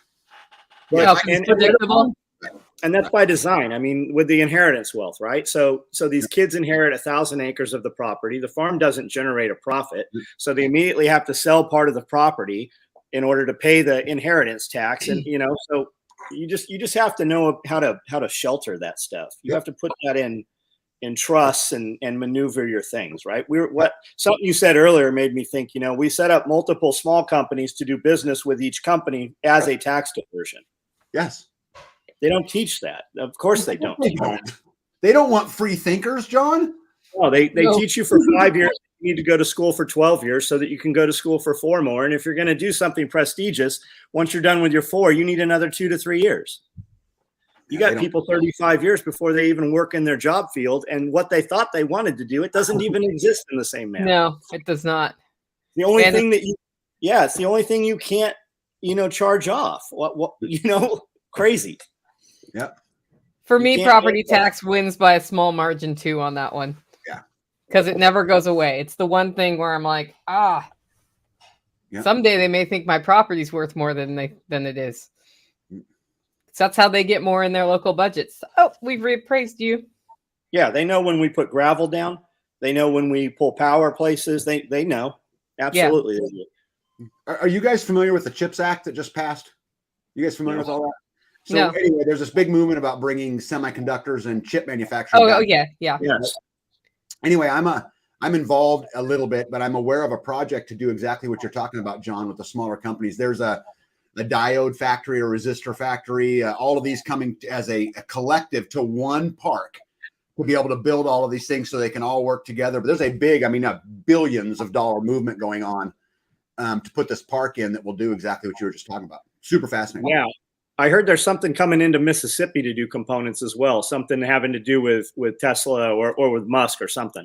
Yeah. Well, there's a bunch. The request for proposals won't be out till like February or March, but the requests for informations are already out. So there's probably 30 or 40 big movements to try to do that right now. I'll leave it at that, but fascinating. Yeah, the powers that be don't want that though, because then they couldn't graft off of international money, you know? Yep, it is. Yeah, I could go on and on about what kind of scam it really is. It's all a scam. I mean, you're seeing it all over right now. It's becoming evident. Yep. But nobody saw inflation coming. Well, there's no inflation, Nicole. What are you talking about? It's a good point. And it's healthy for the economy. Yeah, totally healthy. It's good for you and I. do what we tell you to do, not what we do. That is funny. Life-work balance. Right. That's hard. What's your opinion on the life-work balance? I don't have any balance. Yeah, I don't separate. I don't either. Yeah. When I'm too tired, I go to sleep. And then when I'm rested, I get up and do it all again until I'm too tired, and then I go to sleep. I'm very lucky, just like you are, right? My wife is on board, and no matter what it is I'm doing, then we're good, and it doesn't matter. Like I could be like, okay, we're moving to Alaska, and she's listening right now. That's what I'm like. We'll just go to Alaska and do the school bus thing. And she's like, I don't want to do the school bus thing, but if we go to Alaska, she'll go. I mean, we're good. Mm-hmm. Just no school bus you've ever seen. There'll be 20 of them together. She gets her own school bus. Yeah. The work-life balance for me is weird because I don't really separate the two. I don't understand the difference. Like it's my life is my life. And you know, what's funny is I'll work, yesterday I probably worked 13 hours on my pod 4. And when I was done, I took a shower and ate. And when I went to bed, I laid in bed dreaming of what I was going to do today. Excited about what came for me today. That's it exactly. Yeah, I don't really know how. I don't even think I want to separate that, do I? I mean, I like that. If you have to get up in the morning and you dread going to work, you need to design your life differently, right? Yeah. And it's exactly the same, man. And every time I talk to guys that are able to do literally anything they want, that's kind of the key thing. They have incorporated their entire life into what they want to do and figured out how to monetize that. Yeah. Where the money comes from for that. And it comes from different walks of life. Some guys, they're just able to do it. Like it's the content thing. Any homesteader should have a YouTube channel. Even if you plan on doing nothing with it, start populating it because somebody's going to want to jump in and sponsor some things you're doing. Maybe somebody will send you some shovels, affiliate links. There's 100 different ways to have $1,000 come in. But everybody's so stuck on this, especially the last few. Money's not everything. If money's not everything, why do you get up in the morning every morning to go make a little bit of it? Excited. Wake up in the morning excited. That's it exactly, man. Yeah. There's nights I can't sleep because I'm so excited about what's coming tomorrow. One of the big reframes I think can be really powerful for somebody who is in a job they don't like is to stop every morning thinking, oh, I have to go to work again because it's Monday, and tell yourself, I get to go to work so I can afford to do what I'm doing this weekend. That's right. And because it may not be your favorite thing, but it is, if you start seeing it as a step to something else, it will become that. Yeah, I think, Nicole, I would take that even a step further. And I would say sit down and create a plan that gets you out of where you are and be excited that next day that you get to get up and be one step closer to that freedom mark. and drive into that. Drive into your plan. Don't just sit there and go, oh, I want to be, I want to escape it someday. Better go back to work. No. You got to have actionable plans. This is how I'm getting there. Yeah, I don't want to work 5 days to earn 2 days to escape from my life, right? Instead, let's figure out how to put you on a path that every day is what you want to do. Yep. So Amanda points out that the school bus is not large enough for all your shoes, John. I'll get rid of some shoes, but she'll do fine in a caboose because we're getting one of those. Well, cabooses are cool. I just watched a lady. I don't personally know her. She's in I think a homesteading group or something I'm in. She just bought a caboose. She's in Tennessee. She's got some like Airbnb stuff that she's set up. She's got a couple on the property. She's got a beautiful old farmhouse. And they just, and that's what I hit her up. I go, I really want one of these cabooses. What did it take to move it? And how did you do it? And man, she had it all down. I just, had to go find this for you. Caboosesforsale.com. Yeah. And it's an auction. She bought one out of East Tennessee. Yeah. They moved it, I think, under 100 miles. It was about $15,000. They crane it. They put it on tracks that are welded on the low boy. Yeah. And then they deliver it. And then that includes, they put down her track and her bedrock and her ties, and then they set it in place. Mm-hmm. So does she have to redo the inside, or is it one of the ones that's already cool? No, they'll redo them. There's my email, everybody. Enjoy. That was a box full of spam right there. Yeah. Yeah, cabooses are cool. I just think having a plan, people just get out there and just have a plan, get moving, just take another step, another step. You'll be fine. You'll get there. Yeah. And even if you're not sure what your plan is, your plan can evolve, right? If you start on that course and it's at 12 o'clock exactly, 5 miles down the road, 12 o'clock in 1 second, right? 2 miles down the road, you still see it. 5 miles, something completely different. You had to start with the foundation. It's just movement. And if you're sitting at home dreading getting up every morning, or you just, I'm in a bad mood or whatever it is, if you move, that will go away. Yes. If you start your day every morning for an hour without this thing. And everybody's like, well, I have to check. Trust me. If an asteroid's coming, somebody will tell you this thing. You will know. If you can start this without any other words in your ears, your own words, we have been dumbed down. Like I'm saying these things because I am guilty of it. I have reprogrammed myself to have a 10-second attention span, right? So when you can turn that thing off and be alone with your own thoughts for an hour, the end of your day will look very different. Mm-hmm. Yeah. Successful people are successful because they never stop succeeding regardless of what is happening. I love that. Right. Wise words from Willis's wife. Yeah. Well, it's true. I think, again, it's just like living free or a lot of these things. It's the journey. Yeah. It's the lifestyle. When you're talking about separating home and work, I don't see the difference. It's the same. Yeah. I think what she said was super smart. Yeah. We go out of town all the time and run around and we go, antiquing and stuff. We're always working though. If we're in a restaurant, there's laptops on the table. We're sending out the emails. We're replying to customers. She drives and I'm constantly doing social media and I'm just constantly going through the website. We're always able to generate money from that. It always pays for it. And we have a blast all the time. We're always running around doing stuff. Yeah. To your point, Tag, I think about like the last 3 weeks of my life.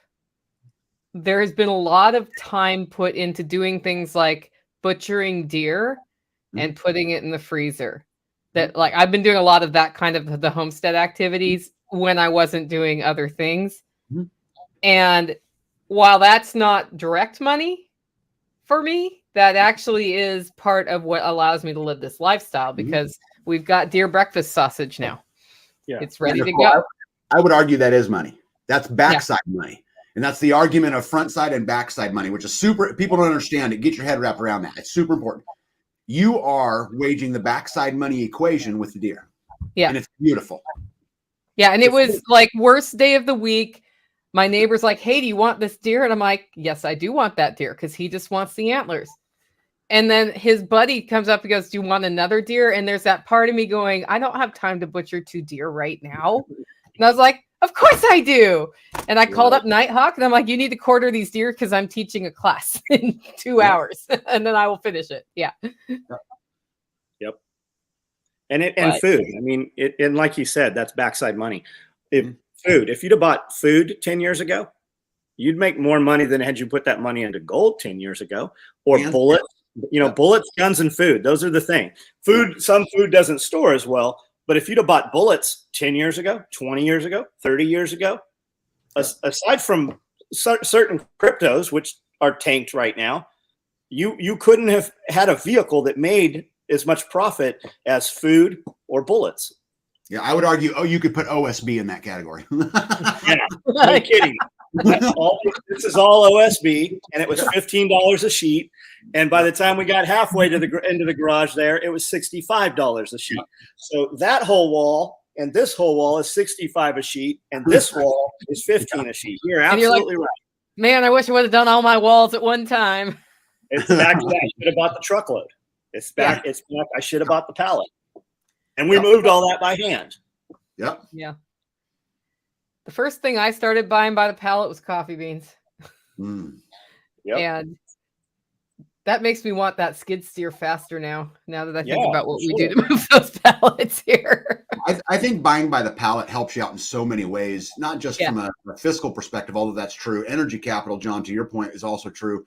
But I think there's another side to it too, which is you allow whatever excess that you have, you can pass that savings on to the other community. And you can continue to foster your community in that way. And I do that all the time. I'll go buy a semi-load of 2x6s. I only need the first pallet. So I will sell it off to the rest of the homesteads, cover my time, cover my, my energy capital, cover my things that go on. But so I think there's a lot of advantages to buying big in bulk like that. Absolutely. Yeah, we do that with canning lids. Great example. We don't get the sleeves from Layman's because you can get cases of sleeves from Fillmore. Yeah. Yeah. Great example. Yeah. You can buy a pallet of jars too. And when you buy jars, when you buy bulk, they don't come with the rings or lids. Right. That's okay, because I have more rings than any homesteader should ever have. It's absurd. And I've given them to the scrapper because everyone from the store comes with the rings and lids. Yeah. As if you'll only use them once. Right. Right. I mean, I do only use my lids once, but I'm a canning Nazi, so. Yeah, you get along with B. She's a canning Nazi too. Yeah, good. I want to meet B one day. She's a great lady. I do. I have to look at where you are in Kansas because I occasionally need to go to Kansas.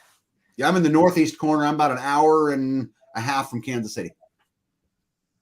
I'm up in the very northeast corner of the state. I'm trying to think. That's probably not far from where I go, but I have to look up where. What's the name of the town you go? That's what I'm looking for right now. It starts with a W. Clyde. It's Clyde. It does not start with a W. It's Clyde, Kansas. Yeah, that's a W. Clyde.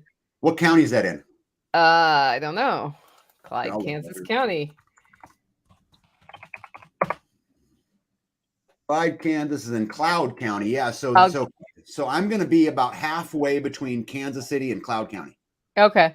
Yeah. So maybe an hour from Cloud County, hour and a half. I probably drive through you to get there, depending on where you are exactly. Yeah. Are the reusable Tadler lids good to go? Here is my opinion on reusable Tadler lids. I don't like messing with them, so I do not use them. But I know canners who have moved exclusively to the Tadler lids, so they are fine lids. The reason I don't like using them is when you can with them, you screw them on and then you back the lid off a quarter turn because if you over tighten it, the jars will explode. And it's a plastic lid with a rubber gasket. And when you pull them out of the canner, you have to tighten those lids down. And I don't like fussing with the hot jar. And I have had, I'd say 5% more lid seal failure with them. But a lot of people like them. It's just so dang easy to get my one-time use metal lids. So for me, it doesn't work with how I can, but I would never say don't get them, because if you want to get a set for every jar, The one thing that wears out on them is that rubber gasket over time. And so you have to replace those. And then I guess they don't recommend them for pressure canning, but I don't know. I haven't messed with that. So the normal lids, the traditional lid, can I have that in a closet for 20 years and then have it work? Or does it have a certain percentage that goes bad? Do they dry rot? The rubber on those, depending on how you store them, will degrade over time. So if I was going to store them, I would watch my exposure to humidity, extreme temperature changes.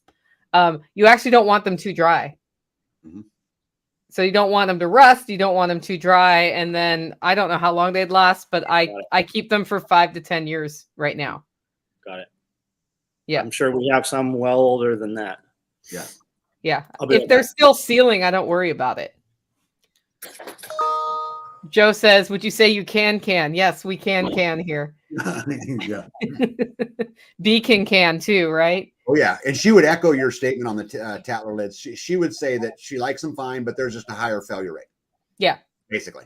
Yeah, I gave them all to somebody who liked them. I was like, oh, you can have all my Tatler lids, because originally I was going to get Tatler lids for every jar that I can, and at the end of the year, if I have 400 jars of canned food, then there's 400 lids I need. I'm good to go, and I can just keep reusing it. That was the dream. Yeah. And then the reality was I just use the other lids. But that's actually a good illustration of when you start this lifestyle, whatever path you go down, you're going to make a decision like that, right? Yeah. And I didn't buy lids for all my jars. I bought 2 cases of Tatler lid, tried them, decided I didn't like them, and got rid of them. And it was a fairly low barrier to entrance mistake to make, and it wasn't really a huge mistake, but it taught me a lesson about what I prefer in my life and what works in my life. And your answer may be different. Everybody's mileage is different on this, but if you don't start trying things, you never know. You just never know. Yeah, well, I think that you call them, the failure on the Tatler lids. I would say that the hurdles that you go along the way is what makes the journey so valuable. That without it, if everything just worked and everything was perfect and it was said, everybody would be doing the same journey. It wouldn't hold any weight. It wouldn't have any value. I mean, I think that's just part of the journey. I've learned more out of failure than I ever have out of success by a long margin. Yeah. No doubt. Yeah. Yeah. Yeah. Fear of failure is the first fear you should get rid of in your life. Yep. My show on Monday was a little bit about that. It's like failure is how you learn. And if you tried your hardest and failed, then what do you learn? If you failed because you didn't try, then that's on you. And that should hurt. Yeah. That should hurt. I think failure should be embraced. I think when something doesn't work out, you should say, man, what a great lesson. And how cheap was that lesson today? Yeah. Me having to learn it at another time. And I got out so cheap. Like I learned that for $12.50. How exciting. I did not die. Right. Man, I think at the end of the day, we get to choose our reality, and we can look at it any way we choose to. So the look on my face is that I just heard a thunderclap that just lasted. It's still going. Yeah, we had it here too. It's been pouring. Yeah, it's like still going that whole time. Crazy. I thought somebody was dragging something through my house, and then I realized that was the thunder.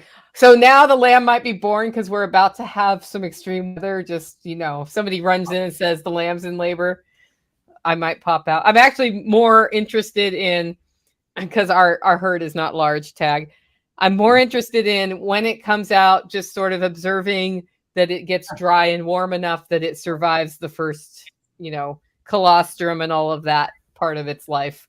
Yep. So I will totally be there. Have you pulled that sheep closer and it's in structure? It's away from all the others. You don't have to go out in the field to find it.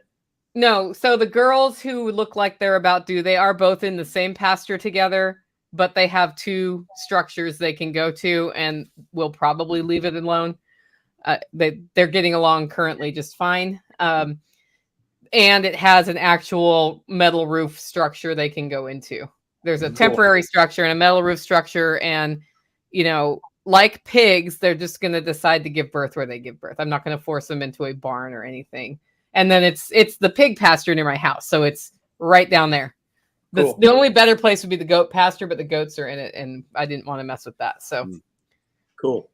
we just put the food forest in. I don't need it eaten by goats right now. And it will be. Yeah. She'll be like, tasty roses. My food forest has roses in it. It's a food and flower forest. Yeah, So, that's what Amanda would like. yes. Yeah, I put in hydrangea. I put in non-edible flowers too. Okay.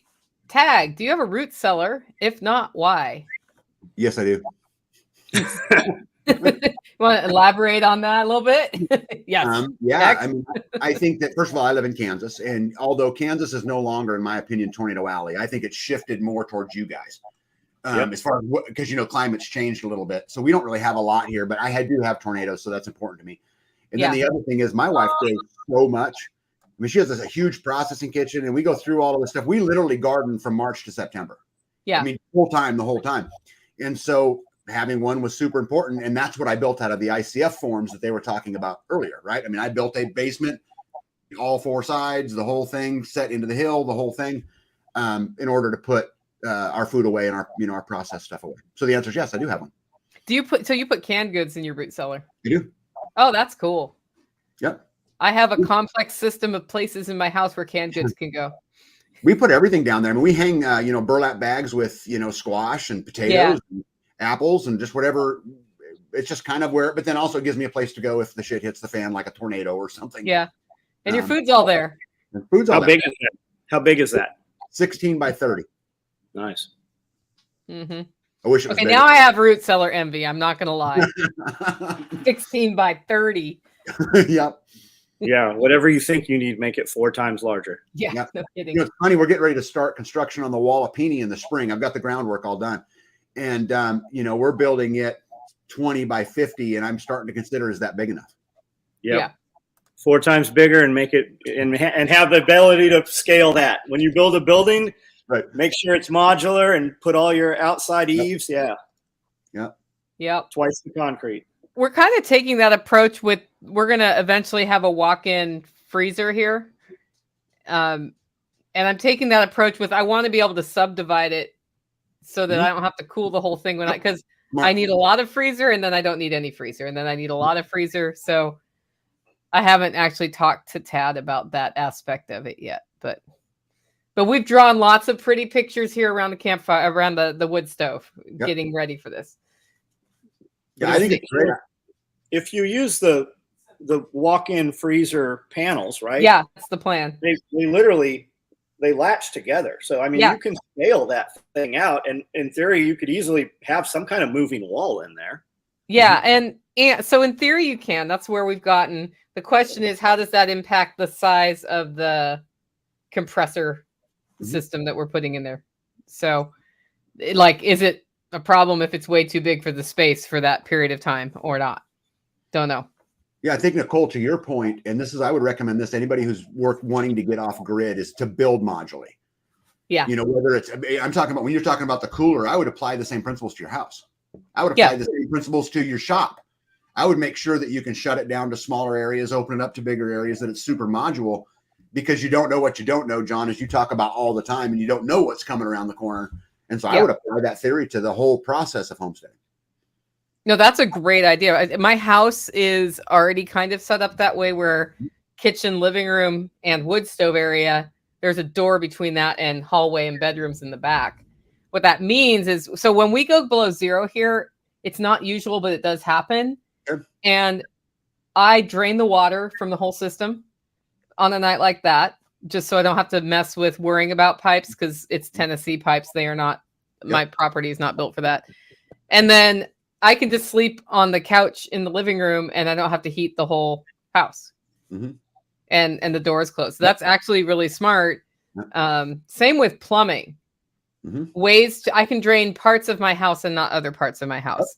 And that's kind of a cool thing too, both to isolate when you have a problem, but also if I want to shut down and not heat this half of my house, I can drain all the water out of the bathroom on this half of the house and use the other bathroom, and I'm done. So yeah, I think it applies to electricity, it applies to plumbing, it applies to, being able to, that whole entire process. I think that's just super, super smart. So I want to comment on root cellaring because there's some some chatter in the comments about root cellaring. Many people can start applying the practices of a root cellar right now fairly easily if you have a cool, dark place. It will not necessarily be ideal if it's not dug into the ground, but my root cellar is not a root cellar. It's a garage. It's a garage that was built into the side of the hill, and 2 walls are above grade, which is not ideal, but it stays cooler in the summer and stays warmer in the winter. And the humidity regulates because of the earth contact to the walls somewhat. And I can keep a bag of onions from October into April in that by just having it in there. They're not in the fridge. They're just in the root cellar. And what you want to do if you want to learn how to root cellar is start doing it. And then a best practice is don't put your onions and your garlic by other things because it will cause them to ripen. And apples too. So apples will cause your potatoes to ripen. So you have to figure out some ways of division. I do that by just having a container I put the onions in that closes, and then I put it on one side of the room and I put the other things on the other side of the room, and it's worked fine. Plus the other stuff will take the taste on. Yeah. I mean, that's why you don't freeze coffee. Yeah. Don't put your laundry detergent next to your bread. Yeah. Yeah. Gross. I wouldn't root cellar bread anyway. No, but it's good point. Yeah.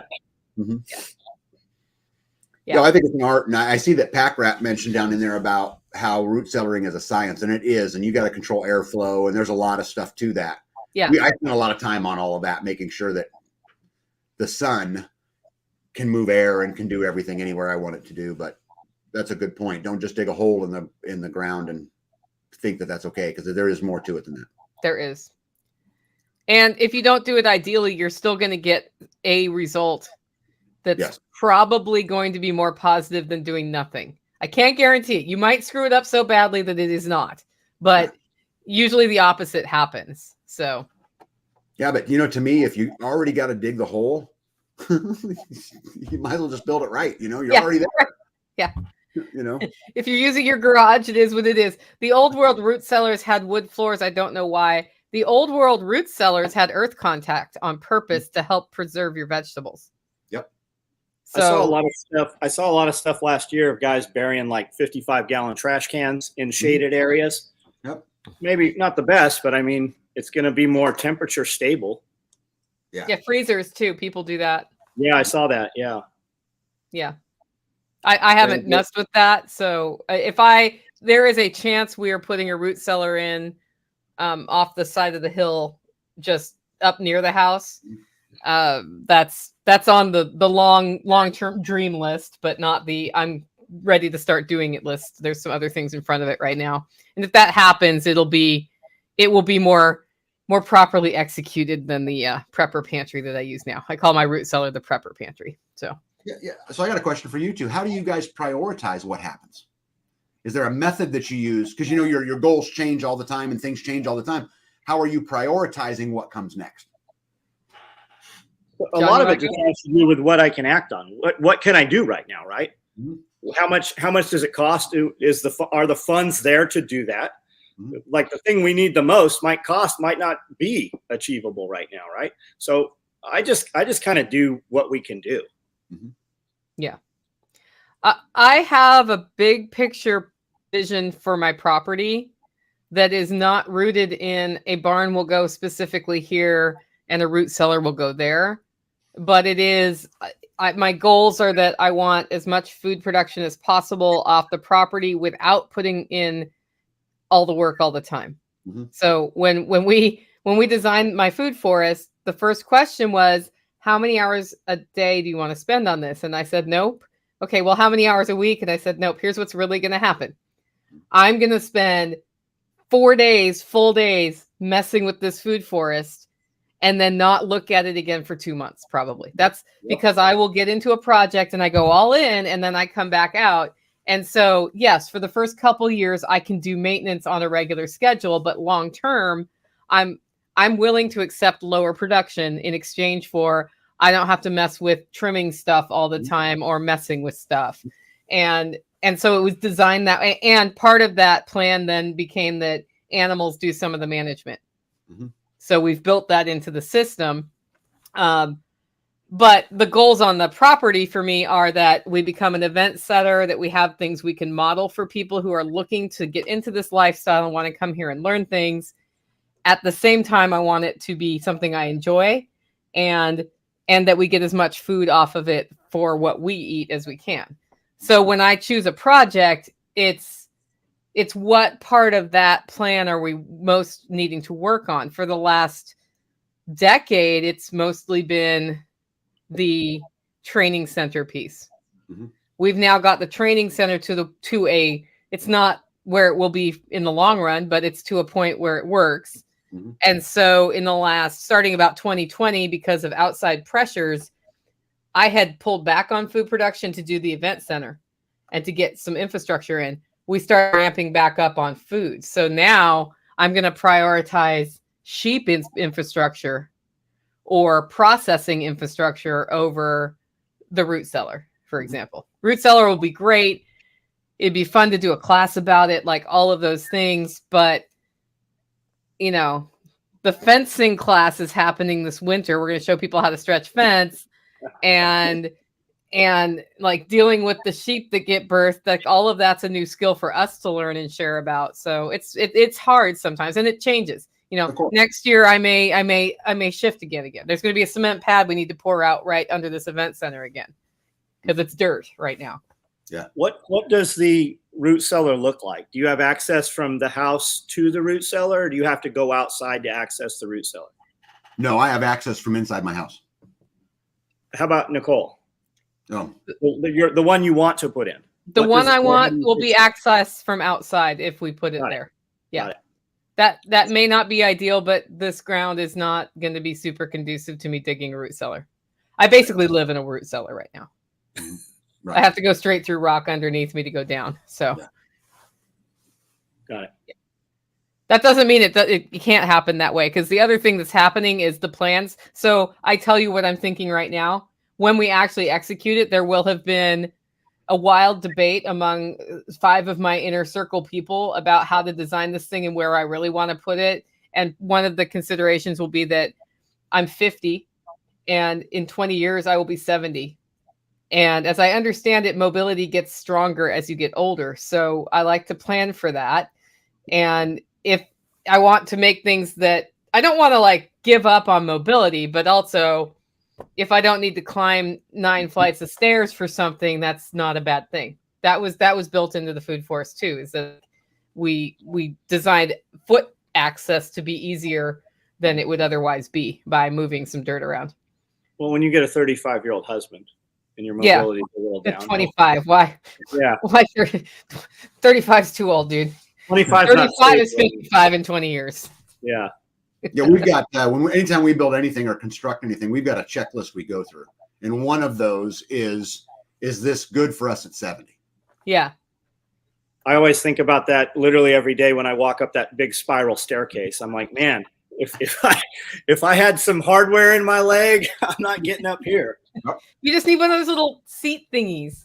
Yeah, cot downstairs. Cot downstairs. Oh no, that's not. Accelerated says, how about a crawl space for a root cellar? I've never used a crawl space as a root cellar. I know other people do. I don't know how well it works. Well, I would argue it works better than above the ground, right? I mean, it's better than an above ground bedroom. I would be thinking about rodent control. Yep. In that one, because I see a lot of rodents under houses. Yep. When I have spaces that are uncomfortable, like a crawl space, right? Could I go through a crawl space? Absolutely. I could crawl hands and knees and go right down through a crawl space. How much stuff am I going to put there, and how frequently am I going to check on it? You know, so end of the world kind of deal. Awesome. But now we would end up with what's that smell? You know, we'd be down there 6 months from now because we wouldn't visit the area. Right. So for areas like that, I prefer like dry goods, right? Things that Christmas decorations and sealed containers, things like that. Yeah. You know, we all play What's That Smell? It's a homesteader game. Yeah. It's usually potatoes. Yeah, it's almost always potatoes. And it smells I'm like, what's that smell? Has something died? I'm looking all over the house and I'm like, oh, it's potatoes. I should put that first on my list, not last on my list.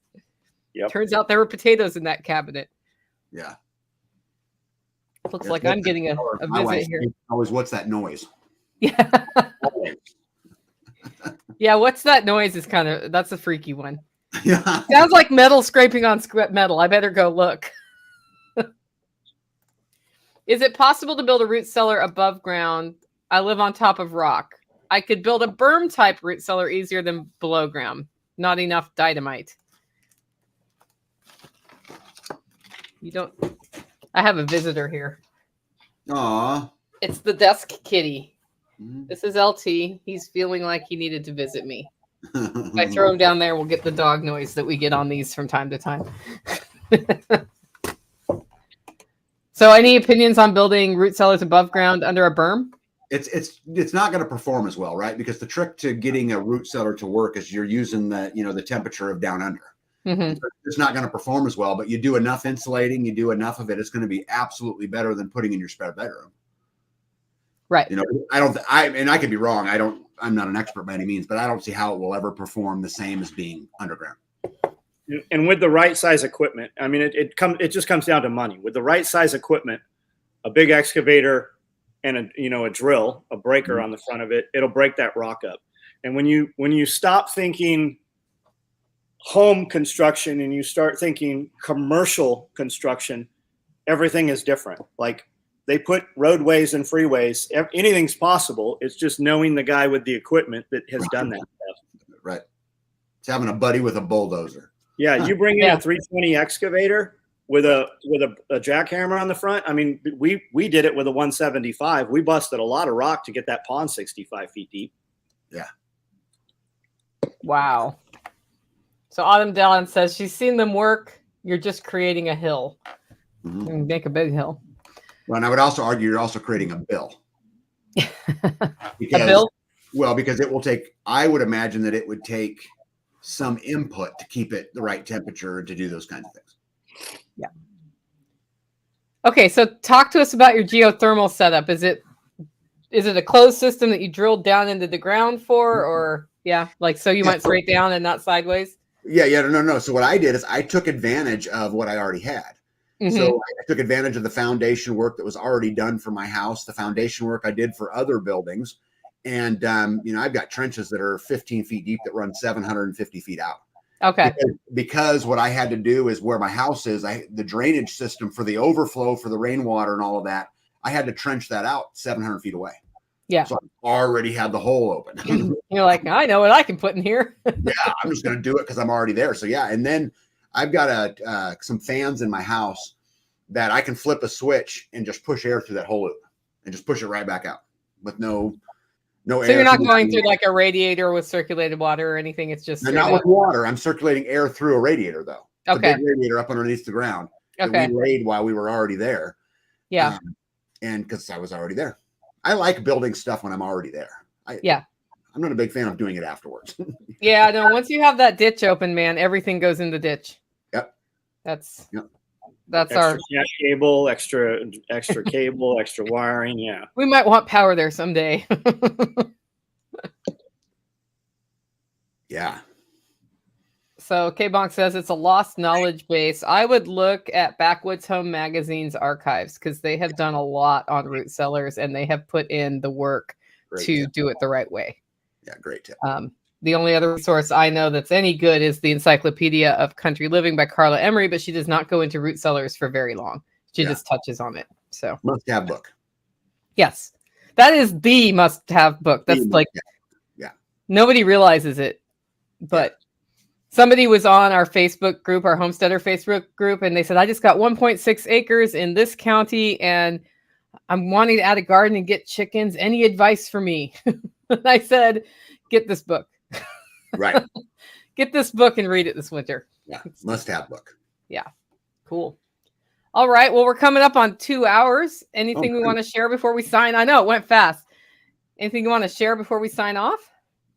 Yeah, no, just, keep doing what we're doing. And, if anybody needs any help, I know that, John and Nicole will answer your guys' question. Reach out to them. I'll answer your questions. Reach out to them. Let's support each other. Let's, pick each other up. All the channels that are on here, let's help them. Let's help Nicole. Let's help John grow. Buy your coffee from Nicole. Buy your tactical equipment from John. There's no excuse to do anything else but do exactly that. Hold the line. Don't give an inch back out. All right. John. Now, I do a live feed every night at 9 o'clock. We can have these conversations or any conversation you want to talk about. I walk around in my building and show you what we have available. I don't care whether you buy it or not. It'll be sold by the time the video ends. But we can talk about anything. I'm on Instagram. I put a little different content on Instagram and TikTok than I do on YouTube. We put up videos every day on YouTube. Just do something. And a lot of times it doesn't even matter what it is, because it's more than what most people are doing. It's more than what you're doing. Just do something. Like the person that's like, I want to get chickens. Go buy a damn chicken. Go get you 3 chickens right now and just have chickens, whether they're in your garage or they're in your shed or whatever. Just go get chickens. Just get a few of them. You don't have to get 300 of them to start with. Just get them. Yep. And guys, Tag has a YouTube channel. It's called Life Done Free. If you have not headed over there yet, definitely give him a subscribe and then hit the bell button so you get notified when he goes live or when he posts something. A lot of good information over there. I would like to just close on back to the concept of building community. You will never build community if you don't take a risk. And the risk you have to take is exposure of you made the wrong choice of a relationship with somebody. And that's not a big risk to take, but that's the risk you need to take. It's involving people in your life. And when they end up being the wrong people, moving on, having the courage to move on. And if you do that, and if you keep your closest people to being positive influences and you're a positive influence for them, the community will build. It will build over time. If you allow the cancer to stay, that's where you run into problems. So really, I think it's a lot of it's about boundaries, but it's also about taking that risk and being vulnerable and getting to know people. And, you know, people say it's hard. I'm not sure it is that hard, but it does take effort. It definitely takes effort. And it takes some thought from time to time. Anyway, those are my thoughts. We will see you next week. Hey, Nicole, one more thing. Can I get one more thing? Hey, we just released the app yesterday for freesteading. The app. So if you want the app, change. Yep. Okay, so guys, that's it. freesteading.com is a social network where freedom of speech is honored, and it's at freesteading.com. Life Done Free has a community there. I've got a community there. You can come and interact with us. I don't think John is set up with a community yet on freesteading.com. I haven't seen it, but it's kind of like Facebook-ish. It's not Facebook, though. Don't be expecting Facebook. It's nothing like Facebook, but it's kind of like if you want to be put in the universe. So people are sharing all sorts of positive stuff there all the time. And what Tag was just telling us is you used to have to go to freesteading.com to use it. Now there is a phone app that you can install on your phone. Is it Android and Apple? Both. All right. Which is going to make it take off. So go over there and get to know some people. There's great people over there. John's holding up the app right now. Yep. freesteading.com. All right. Thanks for being on today, Tag. Of course.